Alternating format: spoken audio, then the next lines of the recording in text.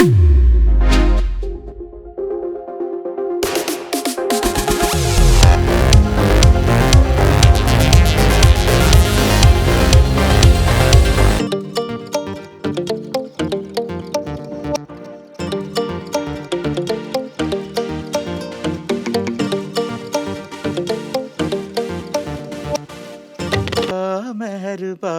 പുതുക്ക പെണ്ണേ മെഹറുബാ പത്ത് കൊട്ട പൊന്ന് നിന്റെ മഹറു മെഹറുബാ നിന്റെ പകിട്ടിൽ കണ്ണ് വെക്കണ് പുതുമണവാളൻ മെഹറുബാ മെഹറുബാ കള്ളിപ്പെണ്ണേ മെഹറുബാ കഞ്ചക പൂഞ്ചെണ്ടിനത്തൊരു മുത്തേ മെഹറുബാ.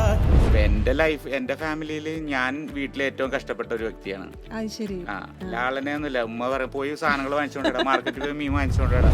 പോകാതെ കരിയില കാറ്റേ എങ്ങും പോകാതെ ഇളവയിൽ തുമ്പി.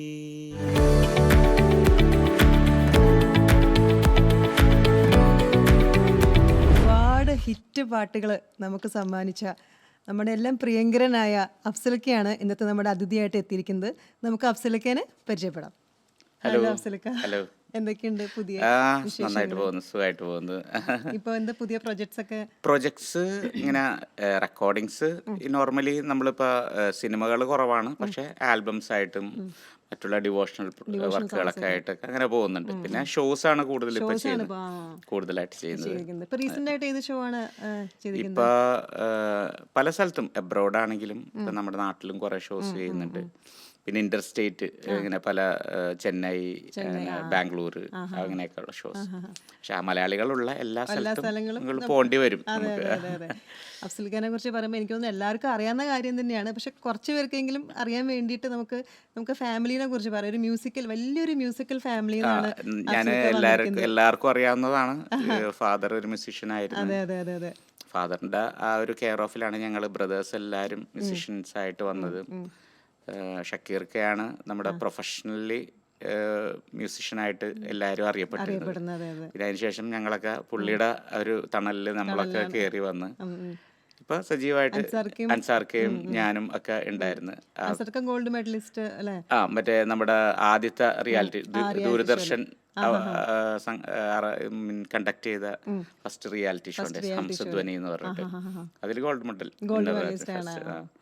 അപ്പൊ അങ്ങനെ പുള്ളി ആ വഴി വന്ന് ഞാൻ പിന്നെ പാട്ടാണെങ്കിൽ പോലും ഷക്കീർക്ക് തന്നെ കുറച്ച് റിതം പ്രോഗ്രാമിങ് പഠിപ്പിക്കുകയും അങ്ങനെ മ്യൂസിക്കിന്റെ പല വഴികളിലൂടെയൊക്കെ സഞ്ചരിക്കാൻ പറ്റി. ഒരുപാട് എനിക്ക് തോന്നുന്നു വാപ്പച്ചിക്കാണെങ്കിൽ ഒരുപാട് ഫ്രണ്ട് സർക്കിൾ കൂടുതലുള്ള ഒരു അതെ.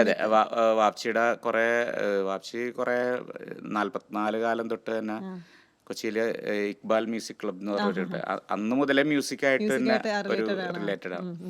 പിന്നെ ഞങ്ങളുടെ മൂത്ത ബ്രദേഴ്സൊക്കെ ആയിട്ട് വെച്ച് ഓർക്കസ്ട്ര ഉണ്ടായിരുന്നു. അതൊക്കെ ഗ്രൂപ്പ് ഉണ്ടായിരുന്നു. അതൊക്കെ ഞാനൊക്കെ വളരെ ചെറുതാണ്. അന്ന് സിസ്റ്ററും പാടുമായിരുന്നു, എൻ്റെ മൂത്ത സിസ്റ്റർ പാടുമായിരുന്നു. അപ്പൊ ഫുൾ ബാക്ക്ഗ്രൗണ്ട് മ്യൂസിക് ഈ പറഞ്ഞ ഒരു നമ്മുടെ ഫാദറിന്റെ ഇതിൽ നിന്ന് തന്നെയാണ് നമുക്ക് എല്ലാവർക്കും കിട്ടിയത്. ചെറുപ്പത്തിലെ ഒരുപാട് ടിപ്സുകളും കാര്യങ്ങളൊക്കെ. ഇപ്പൊ ചെറുപ്പത്തില് രാവിലെ എണീക്കുമ്പോ വാപ്ചി ഹാർമോണിയം വായിച്ച് പാട്ടൊക്കെ പാടുന്നതൊക്കെ കേൾക്കണേ, അങ്ങനെയൊക്കെയാണ് വളർന്നത്. പിന്നെ ഷക്കീർക്ക് കാലത്ത് കോങ്കോട്ടറും പ്രാക്ടീസ് ചെയ്യണതും അങ്ങനെയൊക്കെ അതൊക്കെ കണ്ടാണ് ഞങ്ങളുടെയൊക്കെ വളർച്ച. ഷക്കീർക്കയുടെ കൂടെ കുറെ പ്രോഗ്രാംസുകൾ കാണാനും ഇഷ്ടംപോലെ പ്രോഗ്രാംസ് ഷക്കീർക്ക് ആ സമയത്ത് ദാസേട്ടന്റെ പ്രോഗ്രാമിൽ വായിക്കണം. പിന്നെ കൊച്ചിൻ കോറസിന്റെ കൂടെ വായിക്കണം. അപ്പൊ അന്ന് ആ കാലഘട്ടത്തിൽ അവരുടെ പ്രോഗ്രാംസ് ഒക്കെ ഉള്ളപ്പോ നമ്മളൊക്കെ പോകും കാണാനൊക്കെ. എനിക്ക് തോന്നുന്നു അതൊക്കെ കാണാൻ കിട്ടാൻ അത്രയും ചെറുപ്പത്തിൽ തന്നെ നല്ലൊരു ഭാഗ്യമാണ്. കാരണം അത് മ്യൂസിക് ബാക്ക്ഗ്രൗണ്ട് ഉള്ളതുകൊണ്ട് നമ്മൾ അതിലൊരു ഇൻട്രസ്റ്റ് ഉണ്ട് എല്ലാവർക്കും. ആ ഇൻട്രസ്റ്റ് ഇന്നും ഉണ്ട്. ഇപ്പൊ ഇപ്പോഴും എന്റെ സിസ്റ്റേഴ്സ് ഒക്കെ എന്റെ ഒരു പ്രോഗ്രാം ഞങ്ങൾ കാണാൻ വരുന്നുണ്ട്. അപ്പൊ അതൊരു ആ ഒരു മ്യൂസിക്കിനോടുള്ള ഒരു ഇൻട്രസ്റ്റ് ആണ് നമ്മുടെ ഒരു ഫാമിലിക്ക് എല്ലാവർക്കും തന്നെ. അപ്പൊ എപ്പോഴാണ് പാട്ട് പഠിച്ചു തുടങ്ങിയത്? പഠിപ്പെന്ന് പറഞ്ഞാൽ അങ്ങനെ ഇല്ല. വളർന്ന ഇങ്ങനെ കേൾക്കണല്ല. ഞാൻ പറഞ്ഞില്ല ചെറുതിലെ വാപ്ചി ഞാൻ പറഞ്ഞ ഹാർമോണിയം വായിക്കണം, അതൊക്കെ ഇങ്ങനെ കേട്ട് ഇങ്ങനെ ഭയങ്കരമായിട്ട് ഞാൻ കൂടുതൽ പഠിച്ചിട്ടൊന്നുമില്ല. അത് തന്നെയുള്ള ഒരു എക്സ്പീരിയൻസ്. പിന്നെ ഇങ്ങനെ കുറെ കമ്പോസർ വായിക്കുന്ന സമയത്ത് കുറെ പല മ്യൂസിക് ഡയറക്ടേഴ്സിൻ്റെ കൂടെ വർക്ക് ചെയ്ത് അതൊരു എക്സ്പീരിയൻസ് ആയിരുന്നു. അത് ഒരാളുടെ അടുത്ത് ശിഷ്യപ്പെടുന്നേക്കാളും കൂടുതൽ നമുക്ക് എക്സ്പീരിയൻസ് ആണ് അവരുടെ കൂടെയൊക്കെ വർക്ക് ചെയ്തതൊക്കെ. ഷക്കീർക്കയുടെ കൂടെ കാസറ്റ് ഷോപ്പിൽ പോയിട്ട് ആ കാസറ്റിൽ പാട്ടുകൾ ഷക്കീർക്കാക്ക് ഒരു കാസറ്റ് ഷോപ്പ് ഉണ്ടായിരുന്നു. അപ്പൊ വൈകുന്നേരം സ്കൂൾ വിട്ട് വന്നു കഴിഞ്ഞാൽ പിന്നെ ഫുൾ ടൈം അവിടെ പാട്ടുകൾ വെച്ച് ഇങ്ങനെ കേട്ടുകൊണ്ടേയിരിക്കും. അപ്പൊ ഇതെല്ലാം തന്നെ ഒരു അറിവാണ് ശരിക്കും പറഞ്ഞാൽ. അവിടെ ഏറ്റവും കൂടുതൽ പാട്ട് ഏത് പാട്ടാണ് കൂടുതൽ കേൾക്കാറുള്ളത്? എല്ലാ ടൈപ്പ് ഓഫ് നമുക്ക് അന്ന് കാസറ്റില് ഇപ്പൊ ദാസേട്ടന്റെ തരംഗണിയുടെ കുറെ പാട്ടുകളുണ്ട്. അതിങ്ങനെ കാത്തിരിക്കും ഇങ്ങനെ ഓരോ പാട്ടുകൾ വരുമ്പോ. ഇപ്പൊ ഓണപ്പാട്ടുകളാണെങ്കിലും അല്ലെങ്കിൽ ഗ്രാമീണ ഗാനങ്ങൾ അല്ലെങ്കിൽ സ്വീറ്റ് മെലഡീസ്, അങ്ങനെ കുറെ റയർ കുറെ കളക്ഷൻസ് ദാസാറിന്റെ ആ തരംഗണി ഇറക്കിയത്. അത് സിനിമാ പാട്ടുകളെ പോലെ തന്നെ നമ്മളെല്ലാവരും ഇഷ്ടം, ഇപ്പോഴും നമുക്ക് എല്ലാവർക്കും ഇഷ്ടമാണ്. അപ്പൊ അത് ഒരു കളക്ഷൻ നമ്മളെപ്പോഴും കേൾക്കും. പിന്നെ തമിഴ് പാട്ടുകൾ കുറെ കേൾക്കും. രാജാ സാറിന്റെയും SPB സാറിന്റെയും അങ്ങനെ ഒരു കോമ്പിനേഷനിലുള്ള പാട്ടുകൾ അന്ന് അതൊക്കെയാണല്ലോ ഹിറ്റ്. അപ്പൊ അത് കേൾക്കുമ്പോ തന്നെ നമ്മുടെ ഉള്ളിൽ മ്യൂസിക് വളരണേണ്. അതൊക്കെ നല്ലൊരു എക്സ്പീരിയൻസ് ആണ്. അതിപ്പോ നമുക്ക് ചിലര് ചെറുപ്പത്തിലെ കർണാട്ടിക് പോയി അല്ലെങ്കിൽ ഹിന്ദുസ്ഥാനിയൊക്കെ പോയി പഠിക്കും ഒരു ഗുരുവിന്. ഞങ്ങള് പഠിച്ചേക്കണത് ഇങ്ങനത്തെ രീതി, ഇങ്ങനെ തന്നെയുള്ള ഇങ്ങനെ വീട്ടിൽ കാസറ്റ് ഷോപ്പിൽ പാട്ടുകൾ കേൾക്കുകയും പിന്നെ പുറത്ത് റെക്കോർഡിങ്സ് വലുതായി കഴിഞ്ഞപ്പോൾ റെക്കോർഡിങ്സിനൊക്കെ പോകുമ്പോൾ ഇപ്പൊ പല മ്യൂസിക് ഡയറക്ടേഴ്സ് ഈ പറഞ്ഞ ജയമാഷ്, പിന്നെ മറ്റേ ജെർസൻ ചേട്ടൻ, എല്ലാരും പല ഡിഫറെന്റ് കാറ്റഗറി ഓഫ് മ്യൂസിഷ്യൻസ് ആണ്. ചിലർ കർണാട്ടിക്കിൽ ഭയങ്കര ബേസിക്, ചിലർ ലൈറ്റ് മ്യൂസിക്, ചിലർ അങ്ങനെ പല ടൈപ്പ് ഓഫ് മ്യൂസിക് ഡയറക്ടേഴ്സ്. ഇനിയിപ്പോ ഇത് കൂടാതെ തന്നെ പണ്ട് ഡ്രാമകൾക്കൊക്കെ മ്യൂസിക് ചെയ്ത കുറെ ആൾക്കാരുണ്ട്. ഇപ്പൊ കുമരകൻ രാജപ്പൻ, ഫ്രാൻസിസ് വലപ്പാട്, പിന്നെ അതേപോലെ കലവൂർ ബാലൻ, വൈപ്പിൻ സുരേന്ദ്രൻ, ഇതൊക്കെ വേറൊരു നമ്മളെ അറിയപ്പെടാത്ത ലെജൻസ് ആണ്. അപ്പൊ അവരുടെ കൂടെ വർക്ക് ചെയ്യുമ്പോൾ വേറൊരു അറിവാണ് നമുക്ക് കിട്ടുന്നത്. വർക്ക് ചെയ്യും. അപ്പൊ പിന്നെ നമ്മൾ ഈ പറഞ്ഞ പോലെ നമ്മൾ അറിയപ്പെടുന്ന പല മ്യൂസിക് ഡയറക്ടേഴ്സ്, അതായത് രവീന്ദ്ര മാഷ്, മോഹൻ സിത്താര, ബേണി ഇഗ്നീഷ്യസ്, അവരുടെ കൂടെ വർക്ക് ചെയ്തിട്ടുണ്ട്. അപ്പൊ അങ്ങനെ ഇത് പഠിച്ചാന്ന് വെച്ചാ പഠിച്ചില്ല, പക്ഷെ എന്നാലും നല്ലോണം പഠിക്കാൻ പറ്റി. എങ്ങനെ പഠിക്കാൻ പറ്റിയെന്ന് വെച്ച് കഴിഞ്ഞാൽ അതിന് എനിക്കൊരു ഇതൊക്കെ തന്നെ ഇങ്ങനെ കുറെ പേരോട് വർക്ക് ചെയ്തില്ല. അതില്ല, അതാണ് അതിന്റെ ഒരു അത് ചെറുപ്പത്തിലേ കിട്ടിയത്. അത് കഴിഞ്ഞിട്ടുള്ള കാര്യങ്ങളാണ് ഞാനിപ്പോ പറഞ്ഞത്. ഞാനൊരു കോളേജ് കഴിഞ്ഞപ്പോ തന്നെ ഗാനമേളക്ക് പാടാൻ ഗാനമേളക്ക് പാടാൻ തുടങ്ങി. അതിന്റെ കൂടെയാണ് ഈ പറഞ്ഞ ഷക്കീർക്ക കമ്പോസർ പഠിപ്പിക്കണ്, അതിന്റെ കൂടെ റെക്കോർഡിങ്സിന് പോണ്. ഇതെല്ലാം അറ്റ് എ ടൈമിലാണ് നടക്കണത്.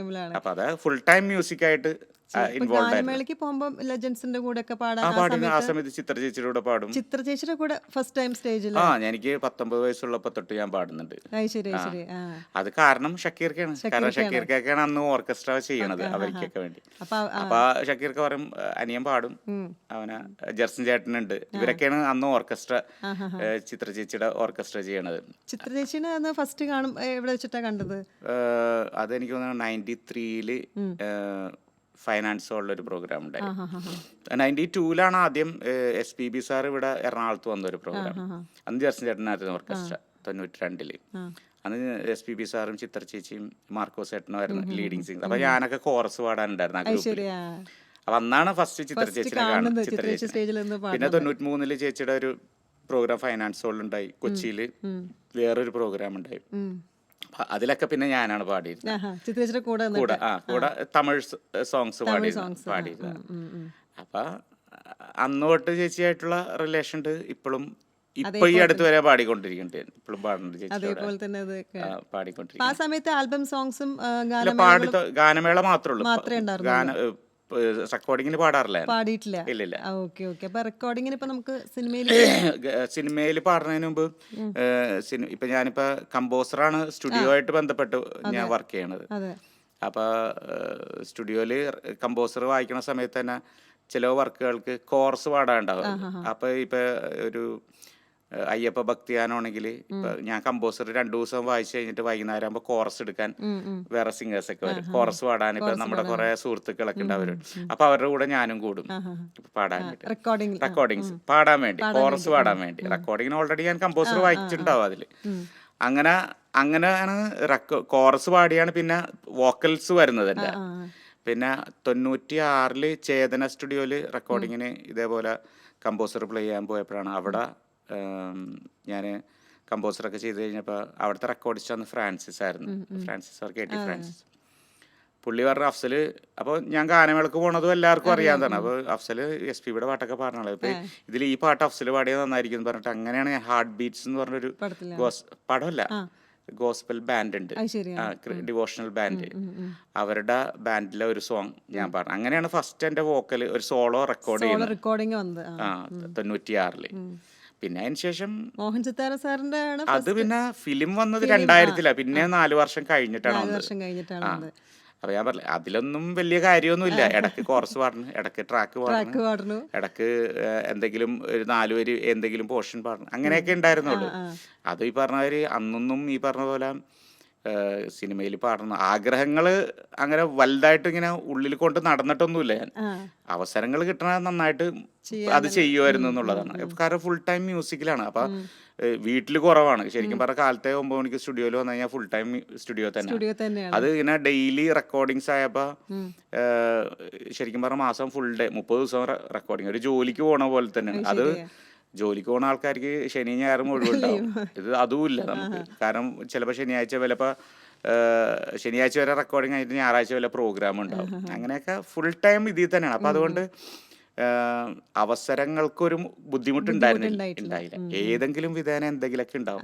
പിന്നെ എനിക്ക് ഒറ്റയ്ക്ക് ഇത് പാടണം അങ്ങനത്തെ ചിന്തകളൊന്നും ഉണ്ടായിരുന്നില്ല. ഇതൊരു പ്രൊഫഷൻ ആണെന്ന് വിചാരിച്ച ഒരു നിമിഷങ്ങൾ പ്രൊഫഷൻ ആണല്ലോ. ഞാൻ കമ്പോസർ വായിക്കുമ്പോ തന്നെ എന്റെ പ്രൊഫഷനാണ് ശരിക്കും. കമ്പോസർ വായിക്കുമ്പോ തന്നെ എന്റെ പ്രൊഫഷനാണത്. കാരണം ഞാന് ഒരു ജോലിക്ക് ഞാൻ പറഞ്ഞില്ലേ 30 ദിവസം വർക്ക് എന്ന് പറയുമ്പോൾ ഒരു പ്രൊഫഷനായി അല്ലേ. അന്ന് അത്രയും റെക്കോർഡിങ്സ് ഉണ്ട്. അപ്പൊ അത് പ്രൊഫഷനായി അപ്പൊ തന്നെ. അപ്പൊ മ്യൂസിക് തന്നെയാണ്. പിന്നെ അതില് എന്തൊക്കെ ചെയ്യുന്നുള്ളതാണ്. പാട്ട് പാടാൻ കഴിവുള്ളതുകൊണ്ട് ഇടയ്ക്ക് കോറസ് പാടും, ഇടയ്ക്ക് 4 വരി എവിടെയെങ്കിലും പാടും, അല്ലെങ്കിൽ ട്രാക്ക് പാടും. ട്രാക്ക് ആർക്കെങ്കിലും വേണ്ടി ട്രാക്ക് പാടും. അങ്ങനെ ഈ മോഹൻ സിത്താരയുടെ റെക്കോർഡിങ്ങിന് പല റെക്കോർഡിങ്സും കമ്പോസർ ഇപ്പം ഏതാണ് കന്മദം എന്ന് പറഞ്ഞ സിനിമ, അത് രവീന്ദ്ര മാഷിന് വേണ്ടിയാണ് ചെയ്തത്. കന്മദത്തിന് മോഹൻ സിത്താരയുടെ ഒരു ഫിലിമിന് വേണ്ടി പാടിയപ്പോൾ പുള്ളി അതിന്റെ ട്രാക്കും പാടാൻ പറഞ്ഞു. അപ്പൊ റിതം പ്രോഗ്രാം ചെയ്ത് കഴിഞ്ഞിട്ട് പാട്ട് പഠിച്ചിട്ട് അത് പാടി. പക്ഷെ അത് കഴിഞ്ഞ ശേഷം അത് MG ശ്രീകുമാർ പാടി. അങ്ങനെയൊക്കെ നമ്മളിത് ട്രാക്കാണ്. അതിനൊന്നും ഒരു ഈ പറഞ്ഞ അത് എനിക്ക് ഇപ്പൊ ട്രാക്ക് പാടുമ്പോൾ അത് എനിക്ക് കിട്ടിയിരുന്നെങ്കിൽ എന്നൊന്നും ഞാൻ അങ്ങനെയൊന്നും ചിന്തിക്കാറില്ല. അങ്ങനെ നമ്മുടെ ഒരു പാർട്ട് എന്നുള്ള രീതിയിൽ അങ്ങനെ ചെയ്തില്ല. നമ്മൾ അങ്ങനെ ആഗ്രഹിച്ചിട്ടൊന്നുമില്ല. അതിപ്പോ വെള്ളിയേട്ടൻ എന്ന് പറഞ്ഞ സിനിമ അതാണ് ഫസ്റ്റ് ഞാൻ പാടുന്നത്. അതും ഈ പറഞ്ഞ മാതിരി ദാദാ സാഹിബ് എന്ന് പറഞ്ഞ സിനിമയിലെ അല്ലി ആമ്പൽപ്പൂ എന്ന് പറഞ്ഞ പാട്ടുണ്ട്. അതിന്റെ റിതം പ്രോഗ്രാമിങ് ചെയ്തുകൊണ്ടിരിക്കണേ. അപ്പോഴാ മോഹൻ സിത്താര പറഞ്ഞ് അഫ്സലെ ഈ ഒരു പാട്ട് നാളെ പാടാട്ടാ. അപ്പൊ ഞാൻ വിചാരിച്ചു ട്രാക്ക് എപ്പോഴും പാടിക്കാറുണ്ടല്ലോ, ട്രാക്ക് ആയിരിക്കുന്നത്. ഞാൻ പറഞ്ഞു മോഹൻ ചേട്ടാ നാളെ കാലത്ത് നമുക്ക് പാടാന്ന് പറഞ്ഞു. അപ്പൊ പുള്ളി പറഞ്ഞു അത് മറ്റേ വെള്ളിയേട്ടൻ എന്ന് പറഞ്ഞ സിനിമയിലാണ്. ഞാൻ പറഞ്ഞു ട്രാക്കല്ല, അത് കുഴപ്പമില്ല, നമുക്ക് നാളെ പാടാം. അപ്പൊ പറഞ്ഞു ട്രാക്കല്ല, അത് സ്ട്രെയിറ്റ് ആയിരിക്കും. അപ്പോഴും എനിക്ക് വലിയ അത്ഭുതമൊന്നുമില്ല. കാരണം എന്താ വെച്ചാല് അങ്ങനെയൊന്നും ആഗ്രഹിക്കുന്നില്ല. എന്നാലും സന്തോഷം തോന്നി. കാരണം അതെ തന്നെ. അങ്ങനെ വെള്ളിയേട്ടനിലെ അത് പിറ്റേ ദിവസം ഞാൻ പാടി. അപ്പൊ എൻ്റെ അടുത്ത് പറഞ്ഞു MG ശ്രീകുമാറാണ് കൂടെ പാടുന്നത്, സിനിമയിൽ ഉണ്ടാവൂല, കാസറ്റിൽ ഉണ്ടാവും എന്ന് പറഞ്ഞു. ആ ഫില്ലർ പോലെ എന്ന് പറഞ്ഞു. അങ്ങനെ തുടങ്ങി. പക്ഷെ അങ്ങനെ തുടങ്ങിയിട്ടും പിന്നെ ഞാൻ ഈ സിനിമ പാടിയില്ലേ, ഇനിയും അവസരങ്ങൾ ഉണ്ടാക്കണം, അങ്ങനെ ഞാൻ ചിന്തിച്ചിട്ടില്ല. പിന്നെ അങ്ങനെ 2 കൊല്ലം പോയി. 2013 ഒരു ചെറിയ ബ്രേക്ക്. ഇല്ല, 2002-ല് ഇത് 2000-ലാണ് ഇത് വെള്ളിയേട്ടൻ പാടുന്നത്. പിന്നെ അത് കഴിഞ്ഞിട്ട് പിന്നെ ഇതേപോലെ തന്നെ ഞാൻ റെക്കോർഡിങ്സിന് കമ്പോസർ വായിക്കുന്നു, കോറസ് പാടുന്നു, ട്രാക്ക് പാടുന്നു, ഇതൊക്കെ തന്നെ നടക്കണം. അതിന്റെ ഇടയിൽ ഞാൻ പറഞ്ഞ മാതിരി ഒരു 4 വരി എവിടെയെങ്കിലും കിട്ടും. ചിലപ്പോൾ ഒരു പാടുന്നു, ചിലപ്പോൾ ക്രിസ്ത്യൻ ഡിവോഷണൽ ഒരെണ്ണം പാടുന്നു, ഇങ്ങനെയൊക്കെ. അങ്ങനെ അതിന്റെ ഇടയ്ക്ക് ഷക്കീർക്ക് കുറച്ച് സിനിമകൾ ചെയ്ത്, ഷക്കീർ ജാക്സൺ ചേട്ടനും അവർ രണ്ടുപേരും കൂടി ചേർന്ന് കുറെ മറ്റേ ജഗദീഷൻ ടൗൺ, പിന്നെ ഹൗസ് ഓണർ, പിന്നെ സ്വർണ്ണ മെഡൽ, അങ്ങനെ കുറച്ച് സിനിമകളൊക്കെ അവര് ചെയ്തിരുന്നു. അപ്പൊ അതിലൊക്കെ പാട്ടുകളൊക്കെ ഞാൻ പാടി. അത് മേജർ സിനിമകളൊന്നുമല്ല, പക്ഷെ നല്ല പാട്ടുകളായിരുന്നു അതൊക്കെ. അപ്പൊ അതൊക്കെ പാടി. അപ്പോഴും നമ്മളിങ്ങനെ കുറെ ഇനിയും പാടണം എന്നോ അങ്ങനെയൊന്നും ചിന്തകളൊന്നുമില്ല. അങ്ങനെ 2002 ഒരു ജൂലൈ ഓഗസ്റ്റ് ആയപ്പോഴാണ് ബേണി ഇഗ്നീഷ്യസ് വിളിച്ചിട്ട് പറഞ്ഞു, നീ വരണം, ഒരു ട്രാക്ക് പാടാനാണ്, കമ്പോസർ വായിക്കാനല്ല, ട്രാക്ക് പാടാനാണ് പറഞ്ഞിട്ട് കല്യാണരാമൻ സിനിമയുടെ ട്രാക്കുകൾ പാടാൻ വേണ്ടി. അങ്ങനെയാണ് ഞാൻ ട്രാക്ക് സിംഗറായിട്ടാണ് പോയത്. അതിനു മുമ്പ് വേറെ വർക്കുകൾക്കൊക്കെ ഞാൻ ട്രാക്ക് പാടാനും പോകുന്നുണ്ട്. ഞാൻ പറഞ്ഞില്ലേ, കമ്പോസർ മാത്രമല്ല എല്ലാം ചെയ്യുന്നുണ്ട് നമ്മള്, മ്യൂസികപരമായിട്ടുള്ള എല്ലാതും ചെയ്യുന്നുണ്ട്. അങ്ങനെ അത് പോയിട്ട് ട്രാക്ക് പാടി കഴിഞ്ഞപ്പോഴാണ് ലാല് പ്രൊഡ്യൂസർ ലാറി പറഞ്ഞ് ഇവർ നന്നായിട്ട് പാടുണ്ടല്ലോ, നമുക്ക് പിന്നെ ഒരു പാട്ട് ഇതിൽ കൊടുക്കാം, സിനിമയിൽ കൊടുക്കാന്ന് പറഞ്ഞു. അപ്പോഴും ഞാൻ ഇതെന്ത് സിനിമയാണ്, ആരാണ് അഭിനയിക്കുന്നത്, ഇതൊന്നും എനിക്കറിയില്ല. അങ്ങനെ അതിൽ പാടി. അങ്ങനെ തിങ്കളെ പൂത്തിങ്കളെ എന്നുള്ള പാട്ടാണ് ഞാനും ശ്രീകുമാരേട്ടനും കൂടി. അപ്പം അതിനു മുമ്പ് ശ്രീകുമാരേട്ടൻ ഫസ്റ്റ് വെള്ളിയേട്ടനിൽ 2000 പുള്ളിയുടെ കൂടെ പാടിയ, അതിനുശേഷം ജഗദീശൻ ടൗണിലും പുള്ളിയുടെ കൂടെ തന്നെ ഞാൻ പാടിയിട്ടുണ്ട്. അങ്ങനെ പുള്ളിയായിട്ടൊരു കോമ്പിനേഷൻ എപ്പോഴും ഞാൻ ചെയ്തുകൊണ്ടിരിക്കുന്നുണ്ട് ഇടയ്ക്കൊക്കെ സിനിമകൾ. അപ്പം ഇതിൽ കല്യാണരാമനിലും ഇതേപോലെ പുള്ളിയായിട്ടൊരു പാട്ട് തിങ്കളെ പൂത്തിങ്കളെ എന്നുള്ള പാട്ട്. കൈത്തൊടി താളം തൊട്ടി അത് പറഞ്ഞു വരട്ടെ. ഇത് പാടിക്കഴിഞ്ഞപ്പോ പറഞ്ഞ് ഓക്കെ, ഇത് നന്നായി, ഇത് ഒരു അപ്പൊ അവരൊരു പാട്ട് തന്നാ മതി എന്നുള്ള രീതിയിലാണ് തിരിഞ്ഞത്. അപ്പോൾ ആ കൈത്തൊടി താളം എന്നുള്ള ഒരു പാട്ട് അതിലുണ്ട്. അത് ഈ ശങ്കർ മഹാദേവനോ അല്ലെങ്കിൽ നോർത്തിൽ നിന്ന് ഏതെങ്കിലും സിംഗേഴ്സിനെ കൊണ്ട് പാടിക്കണം എന്നുള്ള രീതിയിലാണ് അവർ വെച്ചിരുന്നത്. എനിക്ക് തരാൻ ഒരു ചിന്തകളെ ഉണ്ടായില്ല, എനിക്കും അറിയില്ല, ഞാൻ പാടിയിട്ടുമില്ല ട്രാക്ക്. അപ്പം എൻ്റെ അടുത്ത് ബാക്കി എല്ലാ പാട്ടുകളും ഞാൻ ട്രാക്ക് പാടി, ഈ പാട്ട് ട്രാക്ക് പാടിയിട്ടില്ല. അപ്പം എൻ്റെ അടുത്ത് ഇഗ്നേഷ് ചേട്ടൻ പറഞ്ഞ്, എടാ ഇതിലൊരു വേറൊരു പാട്ടുണ്ട്, അത് ട്രാക്ക് നീ പഠിക്ക്, ഒന്ന് പാടി നോക്ക്, നമുക്ക് നോർത്ത് ഇന്ത്യയിൽ നിന്ന് ആരെങ്കിലും ആയിരിക്കും പാടുന്നത്, അങ്ങനത്തെ പാട്ടാണെന്ന് പറഞ്ഞു. അപ്പം ഞാൻ പറഞ്ഞു ഞാൻ പാടിയിട്ട്. അപ്പോഴും നമ്മൾ ഒരു പാട്ട് കിട്ടിയല്ല, നമുക്ക് ആ ഒരു തൃപ്തിയിൽ ഇങ്ങനെ ഇരിക്കണേ. അങ്ങനെ പാടി ട്രാക്ക് പാടാൻ വന്നപ്പോൾ തന്നെ ലാല് പറഞ്ഞു നമുക്ക് ഇവനെ കൊണ്ട് തന്നെ പാടി. ഷാഫിയും ഡയറക്ടർ ഷാഫിയായിരുന്നു. ഇവര് അഫ്സലിനെ കൊണ്ട് തന്നെ നമുക്കൊന്ന് ട്രൈ ചെയ്ത് നോക്കാം. കാരണം നമ്മൾ നോർത്തിൽ നിന്ന് ഒരാളെ പാടിക്കണം എന്താന്ന് വെച്ച് കഴിഞ്ഞാൽ ഒരു ഡിഫറെന്റ് ടോൺ കിട്ടാൻ. ഇവിടെ എല്ലാവരും ശ്രീകുമാറേട്ടൻ, ദാസാറ്, ജയേട്ടനൊക്കെ അല്ലാന്ന്. ഇപ്പൊ ഒരു വേറെ ഡിഫറെന്റ് ടോണായിട്ട് ഒരാൾ വരണമെങ്കിൽ നമുക്ക് നോക്കാന്ന് പറഞ്ഞു. അങ്ങനെയാണ് എൻ്റെ അടുത്ത് ഒരു റഫായിട്ടൊന്ന് പാടാൻ പറഞ്ഞു. പാടിക്കഴിഞ്ഞപ്പോൾ അവർ പറഞ്ഞു എന്നാ അടിപൊളി എന്നല്ല, ഇത് അവർക്ക് അങ്ങനെ അടിപൊളി എന്നൊന്നും പറയൂല, അതൊന്നുമില്ല, പാട്ട് അടിപൊളിയാണ്. അല്ല ഞാൻ പറഞ്ഞ അവര് നോക്കണത് എന്തെങ്കിലും ഒരു ഡിഫറെന്റ് ഉണ്ടാകുന്നുണ്ടോ നോക്കാം. റിഫറൻസ് ഒരു സാധാരണ പാട്ട് ഇപ്പൊ കൈത്തൊടി താളം എന്നുള്ള പാട്ട് ഒരു ശ്രീകുമാരൻ്റെ പാടിയാല് എങ്ങനെ ഇരിക്കും, അല്ലെങ്കിൽ ദാസാറ് പാടിയാൽ എങ്ങനെ, അതിൽ നിന്നൊരു ഇവര് നോക്കണ അടിപൊളി എന്നുള്ളതല്ലേ, ഇവര് നോക്കണത് അതിന് ഒരു വെറൈറ്റി എന്തെങ്കിലും ഉണ്ട് എന്താന്നുള്ളതാണ് നോക്കണത്. അപ്പൊ ഞാൻ പാടിക്കഴിഞ്ഞ ഞാൻ അന്നൊരു ഫ്രഷ് ടോണല്ലേ, ഇപ്പൊ കുറെ പാടിയോണ്ട് എല്ലാവർക്കും എന്റെ ശബ്ദം അറിയാം. അപ്പൊ അന്ന് അങ്ങനെ അത് പാടിക്കഴിഞ്ഞപ്പോ അവർക്ക് ഓക്കെ. അപ്പൊ അവര് പറഞ്ഞാൽ 2 ദിവസം കഴിഞ്ഞിട്ട് നമുക്കിത് സ്ട്രെയിറ്റ് ആയിട്ടൊന്ന് പാടാന്ന് പറഞ്ഞു. അങ്ങനെ ആ പാട്ട് കൈത്തൊടി താളവും പാടുന്നത്. അതെനിക്ക് തോന്നുന്നു പതുക്കെ വന്നിട്ട് പിന്നെ ലാസ്റ്റ് അതങ്ങനത്തെ ഒരു സിറ്റുവേഷൻ സോങ് ആണ്. ഫിലിമിൽ അങ്ങനത്തെ ഒരു സിറ്റുവേഷൻ സോങ് ആണ്. അത് ഈ പറഞ്ഞ ആദ്യം അതിന്റെ ഫസ്റ്റ് ഹമ്മിങ് ഒക്കെ ആദ്യം അത്ര റേഞ്ച് ഒന്നും ഉണ്ടായില്ല നോർമലി പാടിയപ്പോ. പക്ഷെ സ്ട്രെയിറ്റ് ആയിട്ട് പാടാൻ ചെന്നപ്പോഴാണ് ലാല് പറഞ്ഞത് അത് നമുക്കിങ്ങനെ ഒരു ഹൈയിലേക്ക് പോകുന്ന രീതിയിൽ ആക്കാമെന്ന് വെച്ചപ്പോ ആ ടൈമിൽ സ്പോട്ട് കമ്പോസിങ് ചെയ്തതാണ് ബേണി ഇഗ്നീഷ്യസ്. അങ്ങനെ ഹൈയിലേക്ക് പോകുന്ന രീതിയിൽ അതങ്ങനെ അന്ന് പാടി. അത് പാടി കഴിഞ്ഞപ്പോ എല്ലാരും ഓക്കെ അടിച്ച്. പിന്നെ അതിന്റെ വിഷ്വലാണെങ്കിലും പാട്ടില് സിനിമയിലാണെങ്കിലും ആ പാട്ടിന് വലിയൊരു പ്രാധാന്യം ഉണ്ടായിരുന്നു. എല്ലാ പാട്ടുകളും നല്ല അപ്പൊ അത് എന്റെ തലവര അന്ന് പറയാൻ പറ്റുള്ളൂ. അങ്ങനെ അത് പാടിക്കഴിഞ്ഞ് അപ്പൊ 2002 ക്രിസ്മസ് റിലീസ് ഫിലിമായിരുന്നു കല്യാണരാമൻ. അപ്പൊ ഈ കല്യാണരാമന്റെ വർക്ക് നേരത്തെ തുടങ്ങി. ഓഗസ്റ്റ് ആയപ്പോ തന്നെ, മീൻസ് ഷൂട്ടിന് മുമ്പ് ജൂലൈ ആയപ്പോ തന്നെ തുടങ്ങി. പക്ഷെ ഇതൊക്കെ പാടിക്കഴിഞ്ഞിട്ട് മറ്റേ ലാൽ മീഡിയയിലായിരുന്നു വർക്ക്.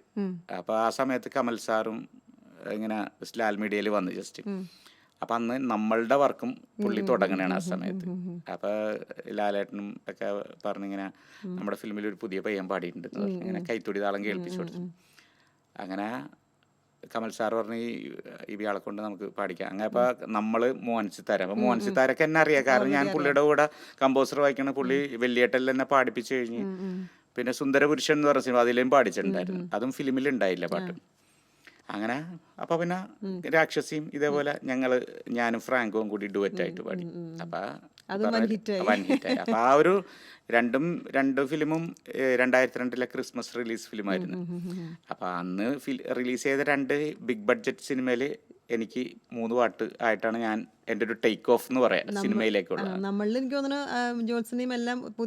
എല്ലാ സിംഗേഴ്സ് ഉണ്ട്, അവരുണ്ട് ആ സമയത്ത് തന്നെയാണ്. അപ്പം എൻ്റെ കാര്യം എന്ന് പറയുന്നത് ഈ പറഞ്ഞ 2002 ക്രിസ്മസ് റിലീസ് ഫിലിമിൽ അതിലൊരു വെറൈറ്റി സോങ് തന്നെയായിരുന്നു അത് ഏതാ? രാക്ഷസി ആ എന്നുള്ളത്. അത് ആ ഡൈനാമിക്സ് ക്യാമ്പസ് ഒക്കെ കുറച്ച് ഫിലിമായിരുന്നല്ലേ? കൂടുതൽ രാക്ഷസിക്ക് തന്നെ പല പല മോഡുലേഷൻസ് കൊടുത്തിട്ടുണ്ട്. അതെ. എനിക്ക് അതങ്ങനെ. തോന്നുന്നു അത് പക്ഷെ എസ് അത് പി ബി ഞാനും സാറിന്റെ ഫാൻ അതൊരു ആയതുകൊണ്ടും അങ്ങനെ അല്ലേ? ആ വോയിസ് മോഡുലേഷനൊക്കെ ആ കുറേയൊക്കെ ആ അങ്ങനെ ചെയ്യാൻ ആ പറ്റിയിട്ടുണ്ട് ആ ഹാ ഹാ പാട്ടിൽ. ഈ ആ, അതങ്ങനത്തെ ഒരു പെപ്പി നമ്പർ ആയതുകൊണ്ട് അത് ഫ്രാങ്കോ ഉണ്ടായിരുന്നു. ഫ്രാങ്കോന്റെ ഒരു ഡിഫറെന്റ് ടോണാണ്. അപ്പോൾ അത് ഒരു ഗ്രൂപ്പ് സോങ് ആയതുകൊണ്ട് പല ടൈപ്പ് ഓഫ് നമുക്ക് സൗണ്ടിങ് കാണിക്കാൻ പറ്റി ആ പാട്ടിൽ.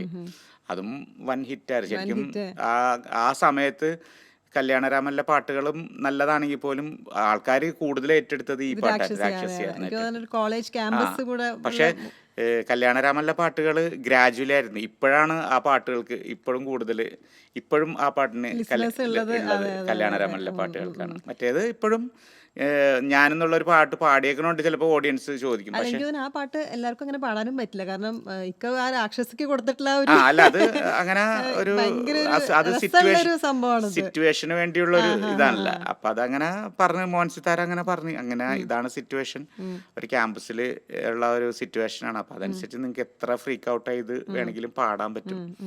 അപ്പൊ ഉള്ളതൊക്കെ എടുത്ത് അങ്ങോട്ട് പുറത്തോട്ട് ഇട്ട്, പിന്നെ നമുക്ക് ലെജൻസ് ആയിട്ടുള്ള SPB സാറൊക്കെ ചെയ്തേക്കണ കാര്യങ്ങളൊക്കെ നമുക്കറിയാം. അതൊക്കെ പൊടിയായിട്ട് അതിലോട്ട് അതെ, ആഡ് ചെയ്യാൻ പറ്റി. നമുക്ക് കഴിയാവുന്ന രീതിയിൽ നമ്മുടെയും കൂടെ അതായിട്ട് നമുക്ക് ചെയ്ത്. അപ്പം അങ്ങനെയാണ് ഒരു ടേക്ക് ഓഫ് എന്ന് പറയാം. സിനിമയിലേക്കുള്ള ടേക്ക് ഓഫ് കല്യാണരാമനും നമ്മളും കൂടിയുള്ള ഇതായിരുന്നു. പിന്നെ അങ്ങനെ പിന്നെ അതിനുശേഷം കുറേ സിനിമകൾ, നല്ല അവസരങ്ങൾ കിട്ടി, നല്ല നല്ല പാട്ടുകൾ പാടാൻ പറ്റി. ഇപ്പോഴും എല്ലാവരും കേൾക്കുന്ന അറിയപ്പെടുന്ന പാട്ടുകളുടെ പിന്നണിയിൽ പാടാൻ പറ്റി എന്നുള്ളത് വലിയൊരു ഭാഗ്യം തന്നെ. അതിലെനിക്ക് ഇഷ്ടപ്പെട്ട പാട്ട് ഇഷ്ടമല്ല. അതൊക്കെ ആ കാലഘട്ടത്തിലൊക്കെ ഒരു സിറ്റുവേഷണൽ സോങ് ആയിരുന്നു അതൊക്കെ. അതിലും ഉണ്ടല്ലോ ഒരുപാട് ഇങ്ങനെ മോഡുലേഷനും സൗണ്ടിൽ അങ്ങനെയുള്ള ഒരു പാട്ടുകളാണ് അത്. എൻ്റെ ഒരു സങ്കടം എന്താ വെച്ച് കഴിഞ്ഞാൽ എനിക്ക് അങ്ങനത്തെ പാട്ടുകൾ മാത്രം കിട്ടിപ്പോയി. കാരണം നമ്മളെ സംബന്ധിച്ചോളം, ഒരു സിംഗറെ സംബന്ധിച്ചോളം എപ്പോഴും ഒരു നല്ല മെലഡിയസ് ആയിട്ടുള്ള പാട്ടുകൾ പാടണം. മറ്റേത് കൊള്ളൂലെന്നല്ല, മറ്റേത് സിനിമകൾക്ക് വേണ്ടിയുള്ള പാട്ടുകളാണ്. സിനിമയിലെ വരുമ്പോഴല്ലേ ഇപ്പൊ ഇഷ്ടമല്ലടാ എന്നുള്ള പാട്ട്, സിനിമ ഇല്ലെങ്കിൽ ആ പാട്ടൊന്നുമില്ല അല്ലേ. അതെ അതെ, സത്യം സത്യം. ആ പൃഥ്വിരാജ്, മീര, ജാസ്മിൻ അഭിനയിക്കുമ്പോഴാണ് ആ പാട്ടിനൊരു വാല്യൂ ഉണ്ട്. അല്ലാണ്ട് വെറുതെ ഒരു എനിക്ക് പാട്ടായിട്ട് അത് ഏത് കൊച്ചു കുട്ടികളും പാടിക്കൊണ്ടിരിക്കണം. അത് ആ ടൈമിൽ അങ്ങനെ തന്നെ ഇപ്പോഴും പാടുന്നുണ്ട് ആൾക്കാർ. അപ്പൊ അതൊരു ഭാഗ്യം തന്നെയാണ്. പക്ഷെ എല്ലാം ഇങ്ങനത്തെ പാട്ടുകളിലേക്ക് ഒരു ബ്രാൻഡ് ചെയ്യപ്പെട്ടു പോയി. ഞാൻ അങ്ങനെ ആ സൗണ്ട് അവിടെ രജിസ്റ്റർ അങ്ങനെയല്ല, എല്ലാ ഇങ്ങനത്തെ പാട്ടുകൾ, പെപ്പി നമ്പേഴ്സിങ്, ഇതേപോലത്തെ അടിപൊളി പാട്ടുകൾ, അങ്ങനെ ഒരു ബ്രാൻഡിങ് ആയിപ്പോയി. ഞാൻ അന്ന് കുറെ അങ്ങനെയുള്ള പാട്ടുകൾ, ഇഷ്ടമല്ലട, ഏറ്റവും കൂടുതൽ എനിക്ക് തോന്നുന്നു ദിലീപേട്ടന് വേണ്ടിയിട്ടാണ്. ദിലീപേട്ടന് വേണ്ടി കുറെ പാട്ടുകൾ പാടി. അതായത് പിന്നെ കുറച്ച് നല്ല പാട്ടുകൾ പാടാൻ പറ്റി. മെഹർബ പാടാൻ പറ്റി. പിന്നെ ചിരിമണി മുല്ലേ, ഷാബ, പിന്നെ 2 കൺട്രീസിലെ വെളുത്തൊരു പെണ്ണ്, അങ്ങനെ പിന്നെ പാണ്ടിപ്പടയിലെ പഞ്ചായത്തില്, അങ്ങനെ കുറെ പാട്ടുകൾ ദിലീപേട്ടന് വേണ്ടി പാടി. മെഹർബ രണ്ടുപേരും ഒന്ന് മെഹർബ പുതുക്ക പെണ്ണേ മെഹർബ, 10 കൊട്ട പൊന്ന് നിന്റെ മെഹർബ, നിന്റെ പകിട്ടിൽ കണ്ണ് വെക്കണ് പുതുമണവാളൻ, മെഹർബ കള്ളിപ്പെണ്ണേ മെഹർബ, കഞ്ചക പൂഞ്ചെണ്ടിനത്തൊരു മുത്തേ മെഹർബ, നാളെ ഈ രസപ്പൂങ്കാവനത്തിൽ മധുവിധുവല്ലേ. ഈ ദിലീപേട്ടന് വേണ്ടി പാടുമ്പോൾ എന്തെങ്കിലും സൗണ്ടിൽ അങ്ങനെ എന്തെങ്കിലും മാനറിസം കൊണ്ടുവരാൻ വേണ്ടി ശ്രമിച്ച്? അങ്ങനെ അത് പാട്ടുകളിൽ തന്നെ ഒരു മാനറിസം ഉണ്ടാവും. ഇപ്പൊ ഷാബ എന്നുള്ളൊരു പാട്ട് ഒരു ഈ പറഞ്ഞ ഒരു റോക്ക് സ്റ്റൈലിലുള്ള ഒരു പാട്ടാണ്. അപ്പൊ അത് നമ്മൾ എന്തായാലും നോർമലി നമ്മുടെ വോയിസിനൊരു മാനറിസം വരും. ഇപ്പൊ വെളുത്തൊരു പെണ്ണെന്നുള്ള ഒരു പാട്ട് പാടുമ്പോൾ അതിൽ മ്യൂസിക്കലി ഈ പറഞ്ഞ ഒരു നോട്ട്സ് കുറവാണ്, നമ്മളൊരു മെലഡി. പക്ഷെ ആ ലിറിക്കിനെ എങ്ങനെ അതിനെ ലിഫ്റ്റ് ചെയ്യണം എന്നുള്ളതാണ് നമ്മൾ നോക്കുന്നത്. ഇത്രേ ഉള്ളൂ ട്യൂൺ. അപ്പൊ വെളുത്തൊരു പെണ്ണ് അത് പാടിയ അത്രേ ഉള്ളൂ ട്യൂൺ. പക്ഷെ ഇങ്ങനെ ഒരു കുറച്ച് എക്സ്പ്രസീവ് ആയിട്ട് പാടുമ്പോഴാണ് ഒരു അഭിനയിക്കുന്ന ആൾക്ക് എന്തെങ്കിലും കാണിക്കാൻ പറ്റുള്ളൂ. അപ്പൊ അങ്ങനെയൊക്കെ ഉള്ളത് നമ്മുടെ കയ്യിലുള്ളതാണ്. മ്യൂസിക് ഡയറക്ടർ പറഞ്ഞു തരും. അത് നമ്മുടേതായിട്ടുള്ള രീതിയിൽ നമ്മൾ കുറച്ചും കൂടി വെളുപ്പിച്ചെടുക്കും അതിനെ. അത് പാട്ടുകാരന്റെ കയ്യിലുള്ള കുറച്ച് കാര്യങ്ങളാണ്. ട്യൂൺ നമുക്ക് പറഞ്ഞു തരുമെങ്കിലും പിന്നെ സിറ്റുവേഷൻ അനുസരിച്ച് നമുക്ക് എന്തെങ്കിലും എന്തെങ്കിലുമൊക്കെ ചെയ്യാൻ പറ്റിയാൽ അത് നമ്മുടെ ഗിമ്മിക്സ് ഒക്കെ കൊടുക്കല് ഒരു പാട്ടുകാരന്റെ കയ്യിലുള്ള ഒരു കാര്യമാണ്. ശരി ശരി നമ്മുടെ കയ്യിൽ നിന്ന് തന്നെയാണ് ഇട്ടു. കുറെയൊക്കെ. പക്ഷെ അത് ഇപ്പൊ നമ്മളിടുമ്പോ ചിലപ്പോൾ മ്യൂസിക് ഡയറക്ടർ പറയും അത് അങ്ങനെ അത്ര ഓവറായിട്ട് വേണ്ട, നമുക്കത് കുറച്ചും കൂടി വേറെ എന്തെങ്കിലും ചെയ്യാൻ പറ്റുമോ നോക്കുമ്പോൾ സംഭവം ട്യൂണൊന്നും തന്നെ ആയിരിക്കും, പക്ഷെ അതിന്റെ ഡൈനാമിക്സിലോ അല്ലെങ്കിൽ അത് കൊടുക്കണ എക്സ്പ്രഷൻസിലോ അല്ലെങ്കിൽ വേറെ എന്തെങ്കിലുമൊക്കെ ചെറിയൊരു യോഡ്ലിങ് അങ്ങനെ അങ്ങനെ കുറേ ടൈപ്പ് ഓഫ് സാധനങ്ങളൊക്കെ ഉണ്ട്. അതൊക്കെ ഇങ്ങനെ ലോക്കൽ ഒരു നോർമൽ ലിസണേഴ്സിന് നമുക്ക് അവർക്ക് പറഞ്ഞാൽ അത് മനസ്സിലാവില്ല. പക്ഷെ അവര് പൊതുവെ കേൾക്കുമ്പോൾ ഉള്ളൊരു പാട്ടായിട്ടും ആ സൗണ്ടായിട്ടും പോകണമെന്നുള്ള അതാണ് ആൾക്കാർക്ക്, നോർമലി ഉള്ള ആൾക്കാർ. പക്ഷെ നമ്മൾ അതിന്റെ ഉള്ളിൽ എന്തൊക്കെ പ്രവർത്തിക്കുന്നുണ്ടെന്നുള്ളത് നമുക്ക് മാത്രമേ അറിയാൻ പറ്റുള്ളൂ. അതിങ്ങനെ ഒരു ഇന്റർവ്യൂവിൽ എങ്ങനെ പറഞ്ഞാൽ ആൾക്കാർ ഇവനെന്താണ് ഈ പറയണത് അങ്ങനെ തോന്നും. അപ്പൊ അത്രേ ഉള്ളു. പാട്ട് ആൾക്കാർ കേൾക്കുമ്പോ അത് ആ പാട്ട് നന്നായിരുന്നു. അല്ല ഞാനും അതെ, ദിലീപേട്ടനെ ഏറ്റവും കൂടുതൽ കൂടെ നിക്കണത് അഫ്സൽഖാന്റെ അങ്ങനെ ഇപ്പൊ വെളുവെളുത്തൊരു പെണ്ണ് ഹരിനാരായണ എഴുതി. പുള്ളി പറഞ്ഞു എഴുത്ത് ഓക്കെ, അത് ആ പാട്ടിന്റെ സിറ്റുവേഷൻ, പക്ഷെ അത് ആ എഴുത്തിനെ അഫ്സൽ അങ്ങനെ പാടി കൊടുത്തതാണ് അതിന്റെ ഒരു പാട്ടിന്റെ ആ ഫിലിമിന്റെ സിറ്റുവേഷന് വേണ്ടിയാണ് ആ പാട്ട് എഴുതിയേക്കുന്നത്. ആ ഒരു കള്ള് കുടിച്ചിട്ടുള്ള പാട്ടാണല്ലോ. പിന്നെ അങ്ങനെ അങ്ങനെ അത് നമ്മളിപ്പോ ഒരു സിംഗറുടെ കോൺട്രിബ്യൂഷൻസ് ഉണ്ട് കുറെ. ഇപ്പൊ ഞാൻ ഈ പാട്ട് വെളുവെളുത്തൊരു പെണ്ണ് പാടിയപ്പോ എന്റേതായിട്ടുള്ള രീതിയിലുള്ളൊരു കോൺട്രിബ്യൂഷൻ ഉണ്ട്. ഇപ്പൊ വേറൊരു സിംഗറാണ് പാടണമെങ്കിൽ വേറൊരു സ്റ്റൈലിലായിരിക്കും, മനസ്സിലായില്ലേ? ഇപ്പൊ അതൊരു ശങ്കർ മഹാദേവൻ പറഞ്ഞെങ്കിൽ പുള്ളി പാടുമ്പോൾ വേറൊരു രീതിയിലായിരിക്കും അത് ഔട്ട് വരുന്നത്.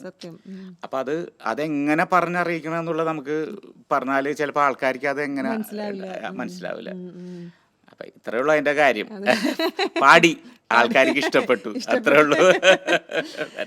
തമിഴിലേക്കുള്ള മിഷ്കിന്റെ പടത്തിലെ മിഷ്കിന്റെ അതില് മിഷ്കിന്റെ ഫസ്റ്റ് ഫിലിമാണ് മറ്റേ ചിത്രം പേസിതടിയെന്നോട്. അതും ഇതേപോലെ തന്നെ ചെന്നൈയിലൊക്കെ പണ്ട് മലയാളം സിനിമകൾ കുറേ ചെന്നൈയിലായിരുന്നു റെക്കോർഡിങ്. അപ്പം അന്ന് ഏതൊരു റെക്കോർഡിങ്ങിന് വേണ്ടി ഞാൻ പോയ സമയത്താണ് മറ്റേ അറേഞ്ചർ വിൻസെൻ്റ് ഏട്ടനുണ്ട്, എല്ലാവരും അറേഞ്ച്മെൻറ്റ് പാട്ടുകാരൊക്കെ അറേഞ്ച് ചെയ്യണ ഓർക്കസ്ട്രയൊക്കെ.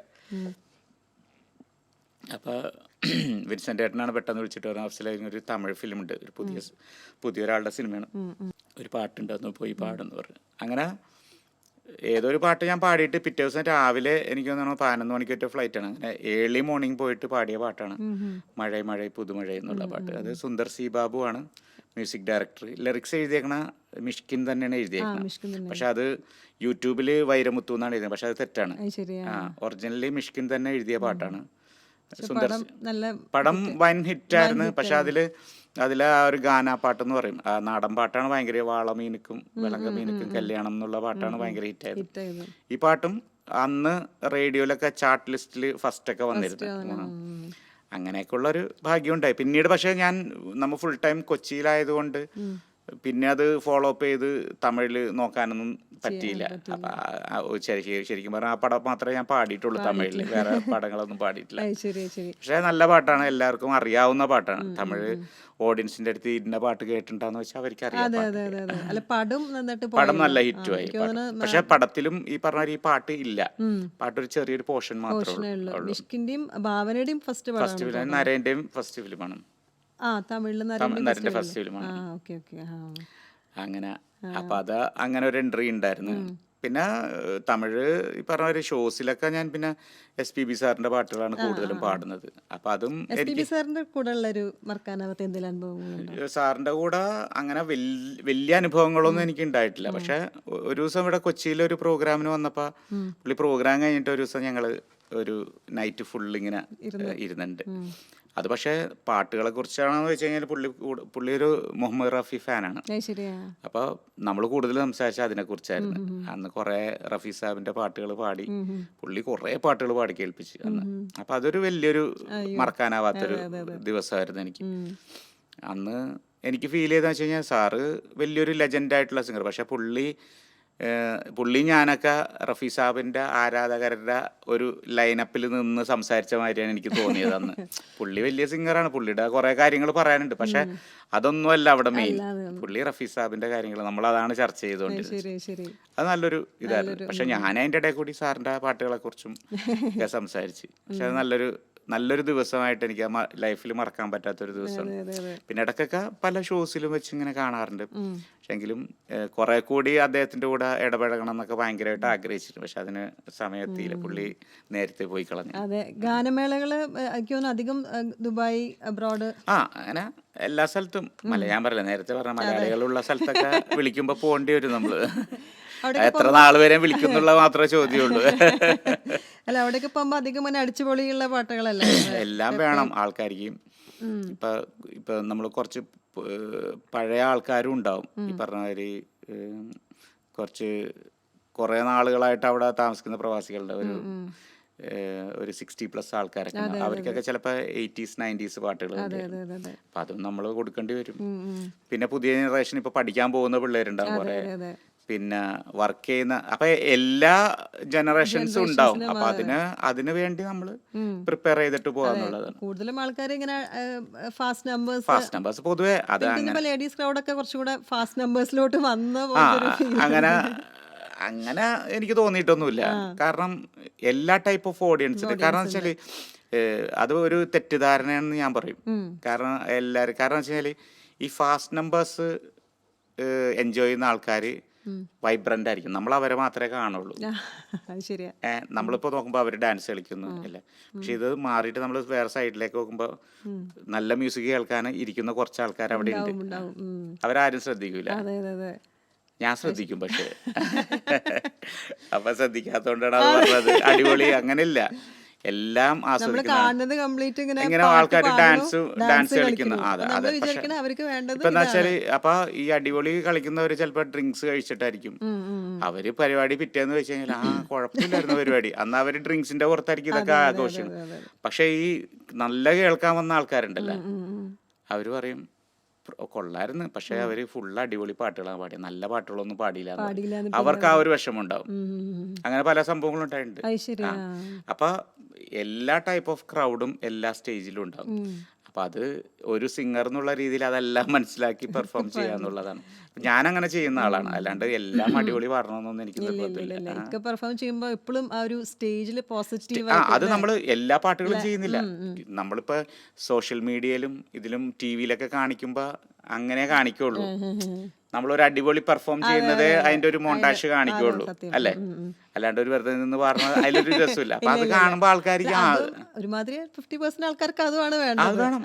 ഇല്ലാന്ന് പറയുന്നില്ല, അത് വേണം. നമുക്കൊരു പ്രോഗ്രാമിന്റെ ഒരു അവസാന ഘട്ടത്തിലേക്ക് എത്തുമ്പോ അങ്ങനത്തെ പാട്ടുകളാണ് വേണ്ടത്. പക്ഷെ ആദ്യത്തിലേ നമ്മൾ അത് കൊടുത്തു കഴിഞ്ഞാല് മൊത്തം ബഹളമായി പോയി, അവിടെ ഇരിക്കുന്നവരെ ചെവിരി അടിച്ചു പോവും ബഹളമാകുമ്പോ. അപ്പൊ എന്റെ ഒരു സ്റ്റൈലാണ് ഞാൻ പറയണത്. ഞാൻ എപ്പോഴും ആദ്യം തുടക്കത്തിലെ കുറച്ച് സമാധാനമുള്ള പാട്ടുകളും 80s അതിന്റെ ഇടയിൽ ഒന്ന് തളർന്നു പോകണ്ടെന്ന് ഓർത്തിട്ട് കുറച്ച് ഫാസ്റ്റ് നമ്പേഴ്സ് ഞാൻ പാടിയിട്ടുള്ള പാട്ടിൽ ഏതെങ്കിലുമൊക്കെ പാടും, കൈത്തുടി താളമൊക്കെ ഇടും. അപ്പൊ അതൊക്കെ ഒന്നുകൂടി ഗ്രിപ്പാവും. പിന്നെ നമ്മൾ കുറച്ച് പഴയ ലെജൻസ് ആയിട്ടുള്ള രാജാ സാറിന്റെ കുറച്ച് മലയാളം പാട്ടുകൾ, അല്ലെങ്കിൽ എ ആർ റഹ്മാന്റെ കുറച്ച് നല്ല പാട്ടുകൾ, അല്ലെങ്കിൽ വിദ്യാസാഗറിന്റെ കുറച്ച് പാട്ടുകൾ, അതൊക്കെ പാടി അതിന്റെ ഇടയിൽ പിന്നെയും കുറച്ച് അടിപൊളിയായിട്ട് ലാസ്റ്റ് ഒരു മണിക്കൂറിന് ആകുമ്പോഴത്തേക്കും നമ്മൾ അടിപൊളിയിലേക്ക് പോകും. ആ ഒരു ഇതിലേക്ക് പോകണം. അപ്പൊ ഫുൾ അടിപൊളി ആവുമ്പോ എന്താ വെച്ച് കഴിഞ്ഞാൽ ഈ ചില ആൾക്കാർ നല്ല പാട്ടുകൾ കേൾക്കാൻ പറ്റുന്ന ആൾക്കാർ. ഇപ്പൊ ഞാൻ എൻ്റെ പ്രോഗ്രാം കഴിയുമ്പോൾ ഇന്നലെ ഡൽഹിയിൽ പ്രോഗ്രാം ഉണ്ടായി, മിനിയാണ് പാടി പക്ഷെ പാട്ടുകൾ കുറവായിരുന്നു, കാരണം ഒരു മെഗാ ഷോ പോലെ ആയിരുന്നു. അപ്പൊ എന്താ വെച്ചാൽ ബിമിക്സ് ഉണ്ടായിരുന്നു. അപ്പൊ കൂടുതലും അടിപൊളി പാട്ടുകളെ പാടാനുള്ള സ്പേസ് ഉള്ളൂ, മെലഡി. അപ്പൊ ഒരാള് പ്രോഗ്രാം കഴിഞ്ഞപ്പോ ഒരാൾ എൻ്റെ അടുത്ത് എന്ന് പറഞ്ഞതെന്ന് വെച്ച് കഴിഞ്ഞാല്, രാപ്പകല്ല പോകാതെ കരിയില്ല, അത് നല്ല പാട്ടായിരുന്നു, അത് ഒരു 4 വരി പാടായിരുന്നില്ലേ. അപ്പൊ അതിന് ഓഡിയൻസ് ഇല്ല അവിടെ. അപ്പൊ നമ്മൾ അവരെ ശ്രദ്ധിക്കുന്നില്ല. ഇല്ല, എനിക്ക് ഓൾറെഡി അറിയാം, അത് കേൾക്കാൻ ആഗ്രഹമുള്ളവരുണ്ട്. പക്ഷെ ഇത്രയും ആർട്ടിസ്റ്റുകളും ഇത്രയും വലിയ ലൈനപ്പുള്ള ആൾക്കാർ നിൽക്കുമ്പോൾ നമ്മളത് അവിടെ കയറി ഓക്വേർഡ് ആക്കണ്ടെന്ന് വിചാരിച്ചിട്ടാണ്. പക്ഷെ അത് ഇഷ്ടപ്പെടുന്ന ആൾക്കാരുണ്ട് അവിടെ. അതൊരു 4 വരി പോകാതെ കരിയില കാറ്റേ എങ്ങും പോകാതെ ഇളവെയിൽ തുമ്പി